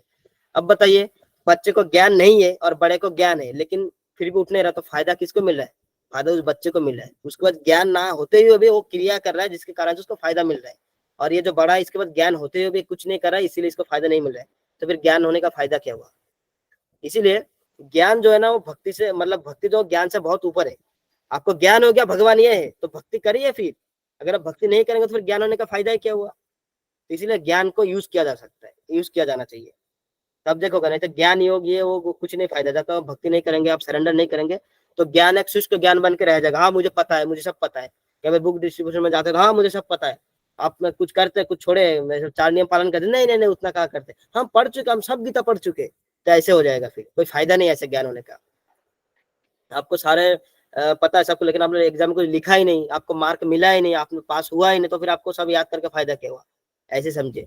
तो ज्ञान को ज्ञान ही रहने देना चाहिए, उसको भक्ति से ऊपर लेके नहीं जाना है। ज्ञान सिर्फ टूल है और कुछ नहीं है। तो आगे बता रहे, यद्यपि अपने धाम में विराजमान है, भगवान अपने धाम में विराजमान है, हमेशा हमेशा वहां पे लीला कर रहे हैं। अपने जो नित्य पार्षद उनके साथ लीला कर रहे हैं, तो भी वे सर्वव्यापी है, फिर भी वो हर जगह मौजूद है अपने शक्तियों के माध्यम से, हर जगह में है। उनमें सब कुछ स्थित है और सब कुछ उन्हीं में स्थित है। वो सब में है और सब उनमें है, फिर भी भगवान ये सब झंझटों में नहीं पड़ते हैं। आगे बता रहे, ज्ञान योग या कर्म के विधि द्वारा भगवान को प्राप्त नहीं किया जा सकता। आप कितना भी ज्ञान कर लीजिए, योग कर लीजिए, अगर वास्तविक योग नहीं करा, फिजिकल एक्सरसाइज कर रहे, प्राणायाम कर रहे, अनुलोम विलोम कर रहे, तो कोई फायदा नहीं है। और कोई भी कर्म करिए, कोई भी विधि द्वारा भी करेंगे, आपको भगवान प्राप्त नहीं होगा। आपको भगवान प्राप्त करने के लिए आपको अनन्य भक्ति चाहिए, इसके अलावा कुछ नहीं। कर्म, सकाम कर्म से स्वर्गलोक, सूर्यलोक या चंद्रलोक जा सकते हैं योगी। इससे ऊपर महरलोक, तपलोक, ब्रह्मलोक तक जा सकता है, परंतु ये समस्त लोग भौतिक ब्रह्मांड का अंश है। कुछ लोग पाप करेंगे वो नीचे जाएंगे, कुछ लोग कर्म करेंगे वो यहीं पे जाएंगे, कुछ लोग अच्छे कर्म करेंगे तो स्वर्ग में जाएंगे, कुछ लोग सूर्यलोक जाएंगे, कुछ लोग चंद्रलोक जाएंगे। जो योगी होते हैं वो लोग थोड़ा ऐसा बहुत सालों तक भूखा रहे, भगवान को ये किया, मतलब योग किया, वो लोग कहाँ जाएंगे? महरलोक जाएंगे, तपलोक जाएंगे, ब्रह्मलोक तक जाएंगे। लेकिन ये सब जो मैंने बताया, जितने भी लोग है ना, स्वर्गलोक, सूर्यलोक, चंद्रलोक, महरलोक, तपोलोक, ब्रह्मलोक, ये सब जो है भौतिक ब्रह्मांड का ही पार्ट है, इससे बाहर नहीं है। वो जेल की तरह, upper cell, lower cell, middle cell, train में होता है ना, स्लीपर, D2, डी कैटेगरी का होता है, उसके बाद reservation, AC, third AC, second AC, लेकिन है सब उसी ट्रेन के अंदर। ऐसा नहीं कि आप फर्स्ट AC में ले ले तो आप पहले पहुंच गए मंजिल, नहीं, साथ में उतरेंगे एक जगह, तो ऐसा ही है। वो सब ट्रेन के अंदर ही है, वो बस कैटेगरी अलग अलग है। तो ऐसे यहाँ पे बता रहे सब भौतिक ब्रह्मांड के अंदर ही है। आगे बता रहे हैं, परंतु भक्ति ही एकमात्र एक उपाय है जिससे वैकुंठ लोक जाया जा सकता है। भक्ति के अलावा कोई उपाय नहीं है जिससे आप वैकुंठ लोक जा सकते हैं, यानी भगवान के धाम जा सकते हैं, जहाँ पे कोई कुंठ नहीं है, यानी किसी भी प्रकार का नेगेटिविटी नहीं है। वो एकमात्र ऐसा लोक है, मतलब लोक का जिसका एकमात्र उपाय है भक्ति। आप बाकी कुछ भी कर लीजिए, आप नहीं जा सकते, मैक्सिमम टू मैक्सिमम ब्रह्मलोक जाएंगे, उसके बाद आपको फिर वापस आना है, क्योंकि आप है अल्टीमेटली उसी उसी ट्रेन के अंदर या फिर उसी जेल के अंदर घूम फिर को ही आना है। गेट तो आपका एक ही है, दीवार फांद के जा नहीं सकते, उसी गेट से निकलना पड़ेगा, और इसी गेट से निकलने के बाद आपका जो कर्म फल है वो सब जीरो होना पड़ेगा भक्ति के माध्यम से। जब आप अकर्म करेंगे तो आपका भक्ति होगा, और इससे क्या होगा, आपका जो पुण्य का फल है, पाप का फल है, वो सब नाश होकर जीरो में आ जाएगा, तब आप जा सकते हैं। पैराग्राफ 7 में बता रहे हैं, भौतिक ब्रह्मांड में ब्रह्मा से लेकर चींटी तक अपना प्रभुत्व जमाने का कोशिश करते रहते हैं, इसी को भवरोग कहते हैं। अब देखेंगे भौतिक ब्रह्मांड में ना, एक चींटी से लेकर के एक मतलब ब्रह्मा तक है ना, और सब अपना अपना मतलब प्रभुत्व जमाते हैं, नहीं मैं मालिक हूँ, मैं मालिक हूँ, है ना। आप देखेंगे चींटी भी आपस में लड़ते हैं, पक्षी आपस में लड़ते हैं, पशु आपस में लड़ते हैं, इंसान लड़ते हैं, देवता असुर भी लड़ते हैं, सब लड़ते हैं, मैं हूँ मैं हूँ मैं हूँ करके। ये जो सेल्फ सेंटर्ड जो मतलब कॉन्सेप्ट है, इसी भौतिक ब्रह्मांड में है, और यहाँ पे यही हमारे भव रोग है, यानी भव से हम लोग बाहर नहीं निकल सकते, हम लोग इसी पे लड़ रहे हैं, इसी को रोग का है, भव रोग कहा गया है कि ये मेरा, ये जमीन मेरा है, अरे कल तू नहीं था, कल जमीन थी, और कल भी नहीं, आने वाला कल भी नहीं रहेगा, तब भी जमीन रहेगा, तो लड़ने का फायदा क्या। तो ये लड़ते रहता है, इसी को भव रोग कहता है। और इस चक्कर में क्या होता है, उसके मन में आशा रह जाता है, काश में ये चीज मेरा होता, मरते समय काश करके मरता है, लो कुछ अवकाश के बाद फिर नया जन्म यहाँ पे, काश बोल के लाश बन जाता है, फिर अवकाश के बाद फिर एक नया जीवन मिल जाता है, बस यही फंस जाता है। तो जब तक प्रभुत्व वाले हम लोग नहीं छोड़ेंगे, नहीं सब कुछ भगवान का, ईशावासमिदं सर्वम यत्किंच जगत्याम जगत तेन तक्तेन भुंजिता माधुर्यकस्य सिद्धनम, यानी ये सब कुछ भगवान का है, हम भी भगवान के, तुम भी भगवान के, सारा भौतिक ब्रह्मांड भगवान के, बस इसको यूज करना है और हमें यहाँ से पार लेके जाना है, ये हमारे यहाँ पे कुछ भी नहीं है। ऐसे करेंगे तभी। वो एग्जांपल देते हैं कि बंदर कहीं तो डब्बा में हाथ डाल दिया, उसमें से कुछ तो खजूर या कुछ होता है, वो पकड़ लिया, तो जैसे मुट्ठी बंद करता डब्बा से हाथ नहीं निकलता, अगर हाथ उसको निकालना तो उसको मुट्ठी छोड़ना पड़ेगा, जब तक तो मुट्ठी नहीं छोड़ेगा, मुट्ठी क्योंकि मुट्ठी बांधते हाथ थोड़ा सा बड़ा बन जाता है, हनुमान के गदा जैसा बाहर नहीं निकलता क्योंकि उसका मुंह छोटा है, और जैसे छोड़ेगा तो हाथ निकलेगा बाहर, लेकिन वो चाहता नहीं है, इस चक्कर में फंस जाता है ना, खुद ही अपना जो आसक्ति है, उस आसक्ति कारण उसको वो जो डब्बा वाला जेल उसको मिल गया। एक बार हमारे गुरुकुल में ऐसे हुआ था, बहुत बहुत खतरनाक मृत्यु हुआ था 2021 में दिसंबर या जनवरी में। एक सीआर था, सीआर तो हमारे बगल वाले रूम में किसी ने, प्रभु जी माता जी थे, वो लोग अपना घी का डब्बा रख दिया था सामने, धूप में, ठंडी था तो धूप में पिघलने के लिए, अब सीआर को घी का डब्बा के अंदर मुंह डाल दिया, अब वो डब्बा उससे मुंह से निकला ही नहीं, और अगले दिन सुबह उनको तो घी चोरी हो गया, तो बोलने लगे कौन लेके गया, कौन लेके गया, तो हमने थोड़ा बहुत ढूंढे लेकिन मिला नहीं, सबसे पूछताछ किया कि कोई लिया है क्या, किसी ने बोला नहीं, तो हम लोग चुपचाप बैठ गए। अगले दिन सुबह 8-9 बजे देखा तो मेरे रूम के सामने नीचे थोड़ा गड्ढा था, उधर लेटा पड़ा है, तो वो देखा क्या हुआ, देखा वही सीआर है, और घी का डब्बा उसको मुंह में अभी बैठा हुआ है, सांस नहीं ले पा रहा है, और पूरा उसको नाक बक्से में घी में घुस गया है, तो थोड़ा अभी हल्का सा जिंदा था, लेकिन उसको पकड़ने जाए कौन, क्योंकि अब वो ऑलरेडी गुस्सा हो गया था, उसको पकड़ेंगे तो काटेगा, पता नहीं क्या करता, छोटे छोटे बच्चे भी थे, हम बस देखते रह गए सामने, और हमारे सामने अचानक से मतलब जिंदा था, अचानक से पूरा छटपटा गया और खत्म। मैंने बोला ये खत्म हो गया, सब बोले नहीं नहीं अभी है, अभी तो हिला नहीं, अभी जो झटका मारा झटके में इसके प्राण वायु निकला है, फिर देखा तो सच में वही उस मतलब मिली सेकंड में खत्म हुआ था। तो ऐसा होता है, हम लोग भी ऐसे, हम लोग घुसा के बैठ गए, हम लोग छोड़ना नहीं चाहते हाथ, मतलब जो सामान हमने पकड़ा उसको छोड़ना नहीं चाहते, मुट्ठी बांध के रखे, जब हम मुट्ठी छोड़ेंगे सामान भी छूट जाएगा, हम लोग भी परमानेंटली निकल जाएंगे। ये आ सकते, ये जो प्रभुत्व जमाने का जो हमारे जो भवर होगा, ये जब खत्म होगा तब हम यहाँ से बाहर निकलेंगे। आगे बता रहे, जब तक यह रोग से हम ग्रसित रहेंगे तब तक जन्म मृत्यु जरा और व्याधि से गुजरना, जब तक यह रोग से हम ग्रसित रहेंगे तब तक जन्म मृत्यु जरा और व्याधि से गुजरना पड़ेगा। जब तक ये जो रोग से हम ग्रसित रहेंगे, यानी ये भवर रोग है, हम यहाँ प्रभुत्व जमाएंगे, हमें ये करेंगे, तब हम ये जो चारों से हमें लेना पड़ेगा, मतलब हमें ये जो प्रोसेस से गुजरना पड़ेगा, क्योंकि हमने जैसे का ये जमीन मेरा है, तो मैं जमीन तो लेके जा नहीं पाया, तो मेरे मन में आशा रहेगा, इस आशा के चक्कर में अगला जन्म, और अगला जन्म जैसे होगा बाकी जो तीनों है तीनों ऑटोमेटिक आ गया बाय डिफॉल्ट, जन्म हो गया तो मृत्यु होगा, जरा भी होगा, व्याधि भी आएगा। तो वो जो आसक्ति के चक्कर में हमने जन्म ले लिया, बाकी जो तीन थे वो हमारे अपने आप को तो फॉलो ही करेगा, अपने आप ही होगा, तो हम फंस जाते हैं। इसके अलावा 2 प्रकार के प्रलय और की बात किया जा रहा है, ब्रह्मा जी का, ये थोड़ा मुझे लगता है मिस टाइप हो गया है यहाँ पे, अच्छा नहीं ठीक है, ये जो जन्म मृत्यु जरा व्याधि ये तो हमें गुजरना ही पड़ेगा, इसके अलावा 2 प्रकार का प्रलय भी सहना पड़ेगा। कौन सा प्रलय, ब्रह्मा जी का रात्रि भर प्रलय भी हमें बर्दाश्त करना पड़ेगा, कारण सागर में लेटे रहेंगे, और जो जीव अंत अंत में जो प्रलय होता है, ब्रह्मा जी का जीवन का अंत में जो प्रलय होता है वो भी हमको सहना पड़ेगा, है ना। एसिड अटैक होगा, ये होगा, सब कुछ हमको सहना पड़ेगा। तो ये जो जन्म मृत्यु जरावधि है तो हमारे शारीरिक लेवल पे हो रहा है, यानी हमारे पर्सनल है ना, हम हमारा जन्म हो रहा है, हमारा मृत्यु हो रहा है, लेकिन ये जो एक बार सामूहिक जो प्रलय होगा वो भी हमें सहना पड़ेगा। एक तो अपना घर में गर्मी लग रहा है वो गर्मी भी सहते हैं, और एक जो गर्मी के मौसम में गर्मी होता है वो भी गर्मी सहते हैं। इसी तरह हमें ये दोनों प्रलय और ये जन्म मृत्यु जरावधि, 4 प्रकार चीजें है ना, 4 और ये 2 6, ये 6 हमको सहना पड़ेगा। इसके अलावा 3 ताप है, वो भी हमको सहना पड़ेगा, है ना। जैसे आध्यात्मिक क्लेश, आदि भौतिक क्लेश, आदि दैविक क्लेश, जो हमने बताया था, अपने मन और इंद्रियों से उत्पन्न होने वाले जो कष्ट है वो हमें सहना पड़ेगा, और दूसरे के द्वारा दिया जाने वाला कष्ट वो हमें सहना पड़ेगा। और जब प्रकृति द्वारा दिया जाता है बहुत ज्यादा गर्मी, बहुत ज्यादा ठंडी, है ना, बारिश, बाढ़, तूफान, ये सब भी सहना पड़ेगा। तो देखेंगे इसमें पल पल हम लोग यहाँ पे तड़प रहे, पल पल हमें बहुत सारे प्रॉब्लम्स आ रहे हैं, लेकिन हम फिर भी यहाँ पे जो भवर हो गए उसको हम ग्रसित होकर बैठे हुए हैं। हम लोग यहाँ से निकलने का प्रयास ही नहीं कर रहे। अब अगर कष्ट गिनेंगे ना तो बहुत सारा कष्ट है। एक्चुअली हमारा जीवन ऐसा है, थोड़ा सा सुख पाने के लिए हम लोग बहुत लंबा कोशिश कर लेते हैं, ये भाई थोड़ा सुख मिलेगा, थोड़ा सुख मिलेगा, कोशिश करते करते करते करते, और वो सुख की गारंटी भी नहीं होता है ना। पूरा हफ्ता मेहनत करेंगे, मतलब साल दर साल मेहनत करके फिर एक छुट्टी बनाने जाएंगे, मतलब जाएंगे पहाड़ों में, जाएंगे बर्फ में खेलेंगे, है ना। इतना साल से, मतलब 2 साल से पैसे जमा करते बहुत लोग, बहुत मतलब 1-1 रुपए जमा करते, इतना मेहनत करते सिर्फ 2-4 दिन के लिए पहाड़ में जाने के लिए, और जाके बहुत सारा महंगा महंगा चीजें वहां पे खा लेते। फिर पता चला कि उसमें भी गारंटी नहीं, पहाड़ खिसक गया, ले आपके कार के ऊपर पत्थर आ गया, आप ही मर गए, तो उस खुशी की भी गारंटी नहीं। लेकिन हम लोग कितना कोशिश करते हैं, पल पल हम लोग बस आशा में जीते हैं कि ये हो जाएगा, वो हो जाएगा, ऐसे करेंगे तो वो हो जाएगा, लेकिन गारंटी किसी भी चीज का नहीं है। तो ये होता है भवरोग। हम लोग फंस गए यहाँ पे एक तरीके से जादू वाले उसमें, कि हम लोग बस गधे की तरह, वो है ना, गधे का आगे घास बांध देता है, हाँ 1 कदम चलूंगा घास ले खा लूंगा, तो जितना आगे चलता है घास उसका टोपी पे, मतलब सर पे बांधा हुआ है, तो और घास आगे चला गया, 1 कदम बढ़ा तो घास 1 कदम आगे। वो कभी ना घास को छू पाता है, ना ही वो जो चलना बंद कर सकता है, ना लालच छोड़ पाता है।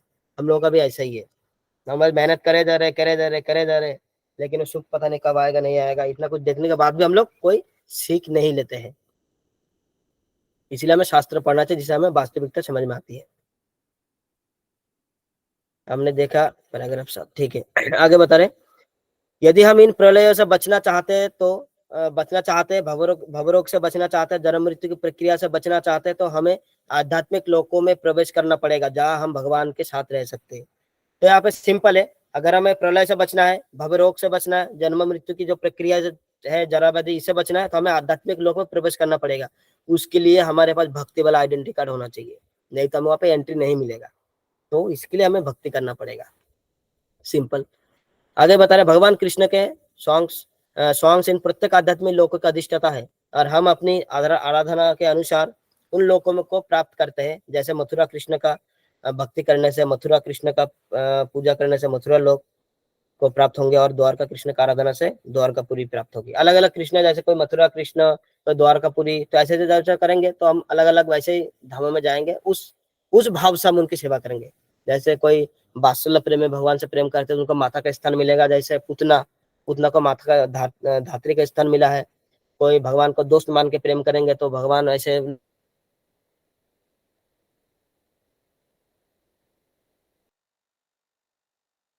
मिलेगा, जहां पर हम भगवान के दास्य भाव में सेवा कर, हमारा जो भाव है ना, यही भाव आगे कैरी फॉरवर्ड होगा, इसी भाव से करेंगे। ऐसे नहीं हो कि मेरे भगवान को हमेशा दोस्त माना है, अभी जाके देख रहे हो तो वो तो मैं यहाँ पे भगवान मतलब मेरे बच्चे वाला मतलब फीलिंग दे रहे, मतलब हम वात्सल्य प्रेम वहां पे मिल जाए, ऐसा नहीं है।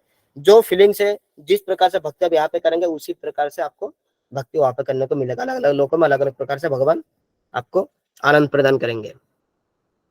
आगे बता रहे, इस बात की पुष्टि श्रुति मंत्र गोपाल तापनी उपनिषद 1.3.20 में 21 में मिलता है। इसका तो मुझे गोपाल तापनी उपनिषद का मुझे रेफरेंस नहीं मिला, मैं ढूंढा, लेकिन यहाँ पे बता रहे पुष्टि की गई है। गोपाल तापनी उपनिषद आप लोग देखेंगे तो उसमें पुष्टि किया गया है। वैसे 2 है। पैराग्राफ 8 में बताया गया, कृष्ण के ऊपर कोई प्रभुत्व नहीं जमा सकता। बद्धजीव मूर्खतावश भौतिक प्रकृति के ऊपर प्रभुत्व जमाने के चक्कर में इसमें फंस जाता है। जो कृष्ण भगवान है ना, उनके ऊपर कोई मालिकाना हक नहीं जता सकता, ये मेरा है मेरा है। क्यों नहीं जता सकता? क्योंकि वो सबके मालिक है और भगवान सबके है, किसी एक का नहीं है। क्योंकि पहली बात तो मालिक वो है, वो आपका मालिक है, आप उनका मालिक नहीं, तो फिर आपका जो मालिकाना हक यहीं पे खत्म हो गया।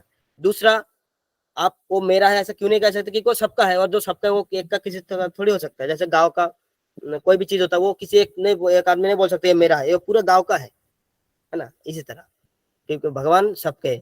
लेकिन हम लोग क्या करते हैं, भौतिक प्रकृति में आके प्रभुत्व जमाते हैं, जिसके कारण हम लोग फंस जाते हैं, क्योंकि ये भी हमारा नहीं है, ये तो अभी भगवान का है ना। अगर हमारा होता तो हम लोग रहते थे, अलग बात है, लेकिन ये भगवान के है, और भगवान की चीज को हम अपना बनाने का प्रयास करते हैं और फंस जाते हैं। हम छोड़ नहीं चाहते, मुट्ठी हम खोलना नहीं चाहते, मुट्ठी खोलेंगे तो फ्री हो जाएंगे, लेकिन हम खुद ही नहीं छोड़ सकते। एक बार क्या हुआ था, कौन से महाराज तो कह रहे थे, मतलब कि वो खुद खंबा पकड़ लिया और बोले देखो देखो मुझे खंबा ने पकड़ लिया। नहीं नहीं, बोले कि नहीं नहीं तुमने खंबा को पकड़ा। इसी तरह हम लोगों ने माया को ज्यादा टाइट से पकड़े, हम लोग छोड़ना नहीं चाहते। माया तो अटैक करती है, लेकिन हमने भी माया को सामने से पकड़ा हुआ है कि माया देखो देखो माया ने मैंने पकड़ा है, लेकिन एक्चुअली क्या है, हमने माया को पकड़ रखा है। आगे बता रहे, भगवान इस भौतिक जगत में धर्म की स्थापना के लिए आते हैं और उनका मूल उद्देश्य है उनके शरण ग्रहण करना। भगवान इस धरा जगत में, मतलब इस भौतिक जगत में क्यों आते हैं, अपने धर्म की स्थापना करने आते हैं, है ना। धर्म संस्थापनार्थाय संभवामि युगे युगे, और जो मूल उद्देश्य है वो क्या है, भगवान का शरण ग्रहण करना। इसी उद्देश्य से भगवान आते हैं। देखिए हमारा जो सनातन संस्कृति ने जो शास्त्र है ना, बहुत ही क्या बोलते हैं उसको, एक तरीके से यूजर फ्रेंडली है। वो मैं कैसे बताता हूँ, इतना आपको अगर बहुत ज्यादा पढ़ना है तो समस्त वैदिक शास्त्रों को पढ़िए, पढ़ सके। आपको ज्यादा पढ़ना तो पढ़िए, खत्म नहीं होगा, कभी खत्म कर भी नहीं पाएंगे। अगर आपको लगता है नहीं मैं इतना नहीं पढ़ पाऊंगा, मैं 5-6 साल या कुछ पढ़ूंगा, तो आप भगवत गीता पढ़िए, भागवतम पढ़िए, उसका सारा सार इसमें। अगर आपको लगता है कि नहीं भगवत गीता भी बहुत ज्यादा हो रहा है, ठीक है, 108 महत्वपूर्ण श्लोक तो उसको पढ़िए, उसमें आपको सारा महत्व मिल जाएगा। उसके बाद बोलते हैं नहीं मुझे 108 का भी समय नहीं है, तो ठीक है, चतुश्लोक की भगवत गीता पढ़िए, 10वें श्लोक का 8, 9, 10, 11, सॉरी 10वें अध्याय का 8, 9, 10, 11 श्लोक, वो भी पढ़िए। वो भी पढ़ेंगे तो आपको वही समझ लेंगे, तो आप समझ गए। अगर वो भी नहीं हो रहा तो आप गीता का एक श्लोक पढ़ लीजिए। वो कौन सा है, 18.66। पूरा गीता का मतलब मान लीजिए यही पूरा ज्ञान इसमें है। सर्वधर्मन परित्यज्य मामेकम शरणं व्रज अहम त्वं सर्व पापेभ्यो मोक्षयिष्यामि मा शुचः। कह रहे सारा धर्म का परित्याग करके मेरे शरण में आ जाओ, मैं तुम्हें सर्व पाप से, सारे पापों से मुक्त कर दूंगा, डरो मत। यानी यहाँ पे शरण में आना जरूरी है ना।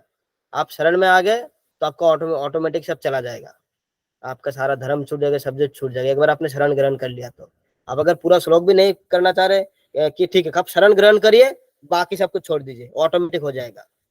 आप बस शरण ग्रहण करिए, यानी भगवान का जो प्रेम है वो आप दिल में रखिए, बाकी देखिए ऑटोमेटिक खत्म होता जाएगा। वो आपको ऐसा उतना भी करने का जरूरत नहीं कि धर्म कैसे त्याग करो, ये कैसे करो, वो कुछ करने का जरूरत नहीं। आप एक बार भगवान का शरण ले जाओ, आपको अंदर से सब कुछ अपने आप हो जाएगा। और भगवान बता रहे कि डरो मत। तो ये जो है, इतना शास्त्र अगर पढ़ने का टाइम नहीं है तो आप एक श्लोक समझ लीजिए, एक श्लोक में जो दिया शरण ग्रहण करने के लिए बोले, ये कर लीजिए, आपका हो गया, उद्धार हो जाएगा। तो इतना तो यूजर फ्रेंडली है, ऐसे नहीं कि इतना याद करना पड़ेगा, इतना चौपा याद करना पड़ेगा, इसके बाद नियम ये करना पड़ेगा, वो करना पड़ेगा, ऐसे कुछ नहीं है। एक श्लोक समझ जाइए, है ना। और ऐसे कहते हैं भगवत गीता कोई भी किसी भी जगह पर अगर एक श्लोक भी आप ढंग से समझ गए और उसके ऊपर अगर आपने चलना चालू किया, तब भी उद्धार हो जाएगा। लेकिन उसमें से सबसे बेस्ट यही माना जाता है। बहुत लोग बोलते हैं कि ये वाला जो है सबसे बेस्ट है, और भी है, ऐसे नहीं कि यही वाला है, और बहुत सारे, लेकिन ये वाला थोड़ा बहुत अच्छा है, एकदम भगवान ने क्लियर बताया। आगे बता रहे, आधुनिक समाज में अस्पताल खोलने के लिए तो प्रेरित किया गया, पर भगवत धाम वापस जाने के लिए कोई शिक्षा नहीं दिया गया। जो आधुनिक जगत में है ना, सिर्फ भौतिक शिक्षा को बताया गया है ना, पैसे कमाना ये वो, और अस्पताल खोलिए, लेकिन भगवत धाम कैसे वापस जाए, है ना। ऐसा कैसे हो जाए कि मतलब ऐसा क्या शिक्षा जिसे प्राप्त करने के बाद अस्पताल खोलने का जरूरत ही ना पड़े, अस्पताल की जरूरत ना पड़े, ये शिक्षा किसी को नहीं दिया जाता है। क्योंकि अस्पताल खोलना भी आजकल बिजनेस हो गया, वो भी बिजनेस। हर चीज आजकल ना, हर चीज जो है उसको एक तरह से कमर्शियल कर दिया गया है। हर जगह जाएंगे उसको बिजनेस बना दिया गया है। अभी जो देखेंगे, अभी थोड़ा ना जो हिंदुत्व का प्रचार हो रहा है, इस ये जो कॉन्सेप्ट चल रहा है आजकल, जो हवा चल रहा है एक तरीके से, इसका भी लोग फायदा उठ रहे हैं। कैसे, फेक गुरुकुल खोल के, स्कूल खोल के गुरुकुल, स्कूल खोल के बोर्ड चिपका रहे गुरुकुल। अब लोग गुरुकुल की तरफ जा रहे हैं। अब उनको क्या पता गुरुकुल कैसे होता है, हाँ भाई ये देखो गुरुकुल लिखा है, इंटरनेशनल गुरुकुल, चले गए। तो इसका भी लोग फायदा उठा रहे हैं। तो लेकिन वास्तविक उसमें शिक्षा नहीं दिया जाता गुरुकुल वाला, गुरुकुल मतलब गुरुकुल जैसा होना चाहिए, बच्चे हर चीज करेंगे, सुबह उठेंगे, आरती करेंगे, खुद के कपड़े धोएंगे, खाना बनाएंगे, नेचुरल लाइफ जिएंगे, योगा करेंगे, ये सब होता है। ये नहीं कि आपने जो गुरुकुल खोल दिया और मॉडर्न शिक्षा दे रहे और पैसे कमा रहे, वो भी एक तरीके से ढोंगी हो गया और कुछ नहीं। आगे बता रहे सिर्फ अस्थायी सुख के बारे में शिक्षा दिया गया है, स्थायी सुख के बारे में शिक्षा नहीं दिया गया है। देखिए स्थायी सुख और अस्थायी सुख, अस्थायी सुख क्या होता है, ये जो भौतिक जगत में हम लोग ढूंढते हैं, यानी आज है कल नहीं है। आज हमने सुख सुख सुख का अनुभव किया, कल वो सुख खत्म हो गया, तो इसके बारे में बताया जा रहा है। लेकिन स्थायी सुख कब होगा, जब हम ये जो पूरा भौतिक ब्रह्मांड वाले जो कॉन्सेप्ट है, यानी जो ये जो एक तरीके से अशाश्वतम सिस्टम है, इस सिस्टम जब बाहर जाएंगे तब हमारा स्थायी सुख होगा, उसके बारे में बताया नहीं जा रहा है। सिर्फ यहीं पे रह के कैसे पीस सकते हैं, यहीं पे रह के कैसे दूसरे को लूट सकते हैं, ज्यादा से ज्यादा पैसा कमा सकते हैं, इसके बारे में बताया जा रहा है। बहुत ऐसे लोग हैं जो प्रकृति के विनाशकारी शक्ति का सामना करने के लिए सार्वजनिक, अर्ध सरकारी संस्था और एनडीआरएफ खोलते हैं, परंतु यह नहीं जानते कि प्रकृति दुर्जय है। बहुत सारे लोग क्या करते हैं कि उनको जो अपना अपना वो चीज बनाते हैं, जैसे मान लीजिए एनजीओ खोल लिया किसी ने, चलो बीमार लोगों को एनजीओ के माध्यम से उनको स्वस्थ किया जाएगा, उनको हॉस्पिटल में भर्ती करवाया जाएगा, ये सब करते हैं। लेकिन उसके माध्यम से ये लोग पैसा चोरी करते हैं, बहुत पैसा गवर्नमेंट से लेते हैं, ये भी लोग करते हैं। लेकिन क्या ये खत्म नहीं कर सकते बीमारी को, एनजीओ बीमारी को खत्म नहीं कर सकते। और क्या तो एनडीआरएफ ना, नेशनल डिजास्टर रिलीफ फोर्स करके कुछ तो है, ये क्या करते हैं, हाँ अभी समंदर में 150 की स्पीड से हवा आने वाला है, उड़ीसा में हर साल आता है ना, गोपालपुर है उधर एक जगह है, मतलब समंदर में आता है, चलो तैयारी हो जाओ, सबको बोलो बाहर आने के लिए, गांव में सेना बिछा दो, ये कर दो वो कर दो। लेकिन उसको कभी जीत थोड़ी सकते, उसको आप सिर्फ लो अपने आप को बचा सकते उसमें से, लेकिन उसको रोक नहीं सकते। ऐसा कर थोड़ी कर सकते कि हाँ भाई आज आया ही नहीं तूफान, आना था लेकिन वो आया नहीं, तूफान अपना मूड चेंज कर लिया, ऐसे कभी नहीं कर सकते। ये कैसे कर सकते हैं, क्योंकि वो ये जो है ना, ये दुनिया बनाई इसलिए है ना, ये दुनिया एक्चुअली बनाई इसलिए, ओम पूर्णमदः पूर्णमिदं पूर्णात् पूर्णमुदच्यते, ये जो दुनिया पूर्ण है इसीलिए बना है, आपको सजा देने के लिए।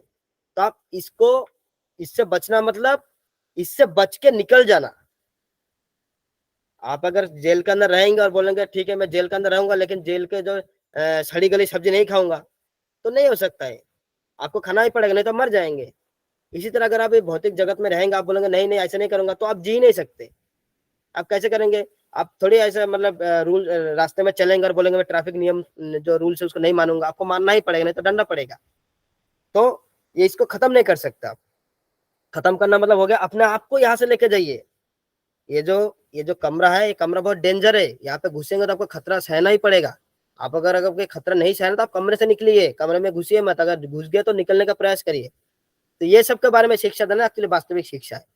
आप उनको कितना दिन तक उनको शिक्षा देके पैसे कमाने का ज्ञान देकर सुखी रख सकते हैं।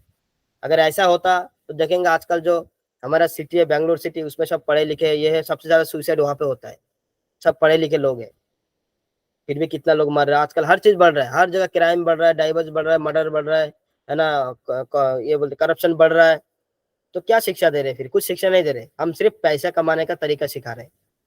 और पैसे कमाना, आपने पैसे कमाने का तरीका बता दिया, और यानी मतलब आपने ये शिक्षा दे दी कि पैसा बहुत इंपॉर्टेंट है, आप उसके आगे उसका चरित्र जाए भाड़ में और दूसरे की जिंदगी जाए भाड़ में, हमें बस पैसा चाहिए, तो ये शिक्षा दे रहे हैं।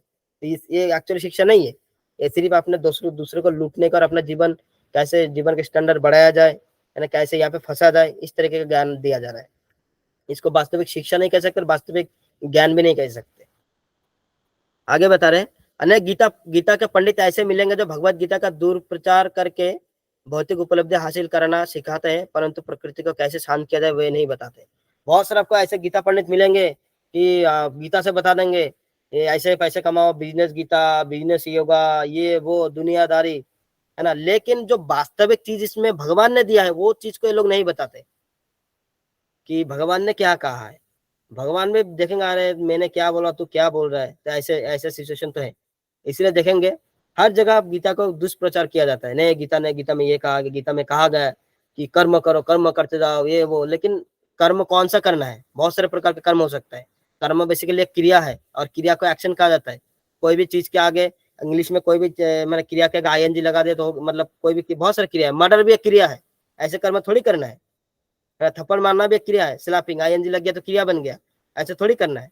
तो कर्म तो करना, कौन सा करना ये नहीं बताए। हाँ भागते रहो जब तक मंजिल ना मिल जाए, वो मंजिल कैसी होनी चाहिए, किस दिशा में भागे, ये सब नहीं बताया, आधा अधूरा बता के छोड़ दिया। लेकिन ये नहीं बताते प्रकृति को कैसे शांत किया जाए, है ना, कैसे ये सब हो रहा है ना, कैसे यज्ञ किया जाए, कैसे पेड़ पौधे को ना काटा जाए, कैसे प्राकृतिक वातावरण में जिया जाए, प्रकृति को कैसे मतलब ठीक किया जाए। नहीं, हमें पहले हम हवा खराब कर लेंगे, फिर हम साइंस निकालेंगे हवा को ठीक करने के लिए। अरे खराब क्यों किया, क्यों पहले तो। अब देखेंगे जब लॉकडाउन हुआ था उस समय नदियाँ कितना साफ हो गया था अपने आप, है ना, मतलब नदियाँ साफ हो गया, वातावरण इतना साफ हो गया। तो इस समय ये समझ में आता है कि जो प्रकृति है ना उसमें इतना दम है वो अपने आप को ठीक कर ले, हम उसको कभी ठीक कर ही नहीं सकते। हम कैसे उसको ठीक कर सकते हैं, अगर हम उसको गंदा करना बंद कर देंगे तो ये बहुत बड़ा एहसान हो जाएगा। इसके अलावा हमारे हाथ में कुछ नहीं है। अगर हम साफ करेंगे और गंदा करते रहेंगे तो कोई फायदा नहीं है। हमें बस गंदा कर देना, बंद कर देना है, वो अपने आप उसमें उतना पावर है, वो अपने आप ठीक कर लेगा अपने आप को। हम कुछ नहीं है प्रकृति के आगे, हमें बस गंदा करना बंद कर देना है, वो अपने आप ठीक हो जाएगा। ये बहुत बड़ा मैंने एक तरह कॉन्सेप्ट है। लोग इतना करोड़ उतना करोड़ लगा देते हैं, है ना। मैं तो कहता हूँ उतना करोड़ लगा के उसके चारों ओर बाउंड्री दे दीजिए, कोई जाएगा ही नहीं। नहीं तो फिर लोग छोड़ेंगे, वो खराब भी करेगा उसको, और कुछ नहीं। इतना बड़ा बड़ा फैक्ट्री का पानी हम नदी में छोड़ते हैं, फिर बोलते हैं नदी को साफ करेंगे, हम यमुना को साफ करेंगे। तो गंदा क्यों कर रहे हैं, पहले बात तो साफ करने की जरूरत क्यों पड़ रहा है। उस जो रूट कॉज है उस रूट कॉज पे जाना चाहिए, इस गंदा हुआ है क्यों है, साफ करने की जरूरत ही क्यों पड़ रहा है। लेकिन इस पे लोग नहीं जाते। आगे बता रहे शक्तिशाली प्रकृति को केवल भगवत चेतना जागृत करके ही शांत किया जा सकता है।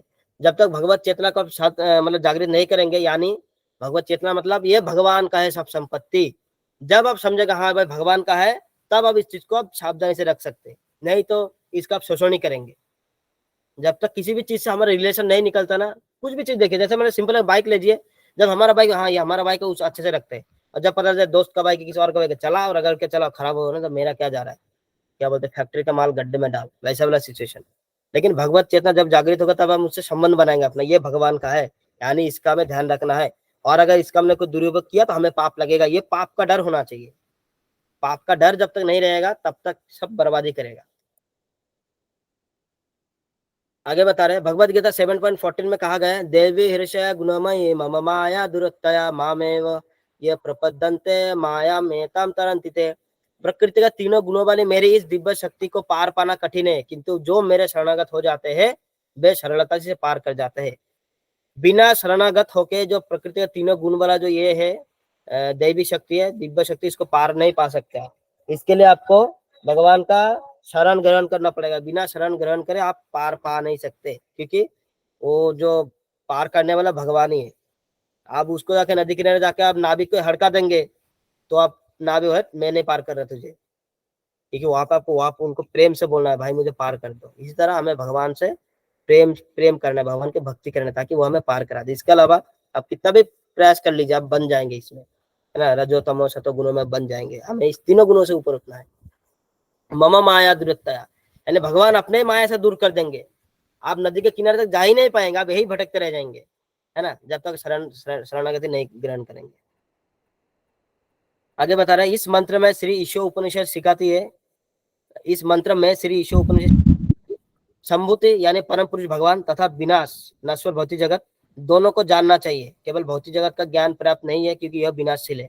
ये जो शुरुआत में हमने देखा था, हमें भगवान के बारे में जानना है और भौतिक जगत के बारे में भी जानना है ना, क्योंकि जैसे मान लीजिए आपके पास दो ऑप्शन देता है, आपके पास दो ऑप्शन है कि इसमें से बेस्ट कौन सा है, आपको दोनों के बारे में जानना पड़ेगा। आपने पहले के बारे में पता कर लिया ये खराब है, इसका मतलब ये नहीं कि जो दूसरे वाला के बारे में पता नहीं करेंगे, हो सकता है वो भी खराब हो, इसीलिए आपको दोनों पता करना है। और आपने दोनों में से अगर मैंने पता किया कि हाँ ये इंसान अच्छा है, इसके साथ मुझे दोस्ती करना है, इसका मतलब आपको दूसरे वालों को पता करना है, क्योंकि हो सकता है वो उनसे भी अच्छा हो, तो फिर आप उनसे दोस्ती करिए। इसी तरह यानी दोनों के बारे में आपको पता होना चाहिए, तब जाके आप सिलेक्ट कर पाएंगे। इसलिए भगवान के बारे में जानेंगे, आप लोग जानेंगे तब समझेंगे भगवान तो शाश्वत है, हमें तो शाश्वत रहना है, और ये जो भौतिक जगत है ये तो अशाश्वत है, तो हम यहाँ पे जाए क्यों। इसीलिए दोनों के बारे में नॉलेज होना चाहिए, विद्याम च अविद्याम च। उसके बाद बता रहे सिर्फ अस्पताल खोल देने से किसी का बचाया नहीं जा सकता, केवल भगवत ज्ञान से ही बचाया जा सकता है। सिर्फ अस्पताल खोलने से कुछ नहीं होगा, भगवत ज्ञान नहीं देंगे तो अल्टीमेट तरीके से आप नहीं बचा सकते। हाँ आपने यहाँ पे बचा लिया उसको, आपने वो यहाँ पे एक पशु के योनि में था, अपने पशु रास्ते में एक्सीडेंट हो गया, आपने उसको अस्पताल लेके गए, आपने उसको बचा दिया, अगले दिन में मर के लो, फिर अगले दिन में कुत्ता बन गया या कुछ बन गया, तो घूम फिर के वही आ गया, फिर एक्सीडेंट होगा, फिर बचाएंगे, फिर कुछ बन जाएगा, फिर बचाएंगे, तो कब तक बचाएंगे। इसलिए जब तक उसको भगवत ज्ञान नहीं देंगे तब तक ये टोटल जो भौतिक ब्रह्मांड वाला नश्वर जगत का जो कॉन्सेप्ट है इससे बाहर नहीं जा पाएगा, इसीलिए उसको निकलना बहुत जरूरी है यहाँ से, ताकि वो हमेशा के लिए फ्री हो जाए। समस्त वैदिक शास्त्र का सार यही है कि कैसे मनुष्य को अपना शाश्वत जीवन की उपलब्धि कराया जाए, यानी जितना भी हमारे वैदिक शास्त्र है सबका सार यही है, कैसे मनुष्य को भगवान के साथ उसका जो संबंध है उसको समझाया जा सके, मनुष्य उस चीज को समझे कि मैं शाश्वत हूँ, मेरा जो संबंध भगवान के साथ है, मैं गलत जगह पे आके भटक गया हूँ, मुझे यहाँ से निकलना है। ये एक्चुअली पूरे वैदिक शास्त्र का शास्त्र है, मतलब सार है। लोग प्राय तो इंद्रिय तृप्ति विषय पर आकर्षित होकर भ्रमित हो जाते हैं और उन्हें यह जानना चाहिए कि यह एक ऐसी प्रक्रिया है जो हमें पथभ्रष्ट कर देता है और नीचे गिरा देता है। परंतु शास्त्र में से लोग ना ये जो इंद्रिय तृप्ति वाला विषय उठा लेते हैं और कई बार बिना शास्त्र के भी लोग इंद्रिय तृप्ति वाला विषय में भटक जाते हैं। लेकिन उनको ये जानना चाहिए ये जो सारा चीज है ये हमें ये पथभ्रष्ट कर देते हैं। हमें जाना है आध्यात्मिकता की तरफ, हम चले जाते हैं भौतिकता की तरफ, हमें भटका देते हैं, है ना। कई बार हम जाते हैं ना स्कूल जाते हैं तो पीछे से हमारे दोस्त भाई तो स्कूल मत जा, सिनेमा देखने जाते हैं, आज इधर जाता है घूमने जाते हैं, तो हमें भटका देते हैं। तो हमें इस वाले जो दोस्त है इनसे दूरी बनाना है, हमें जो सामने गुरु है उनके पास जाना है, यानी शास्त्र में जो भगवान के बारे में दिया गया उस पार्ट को हमें समझना है। बाकी सब चीजें वो अल्टीमेट नहीं है, आपको यही में घुमाता रहेगा।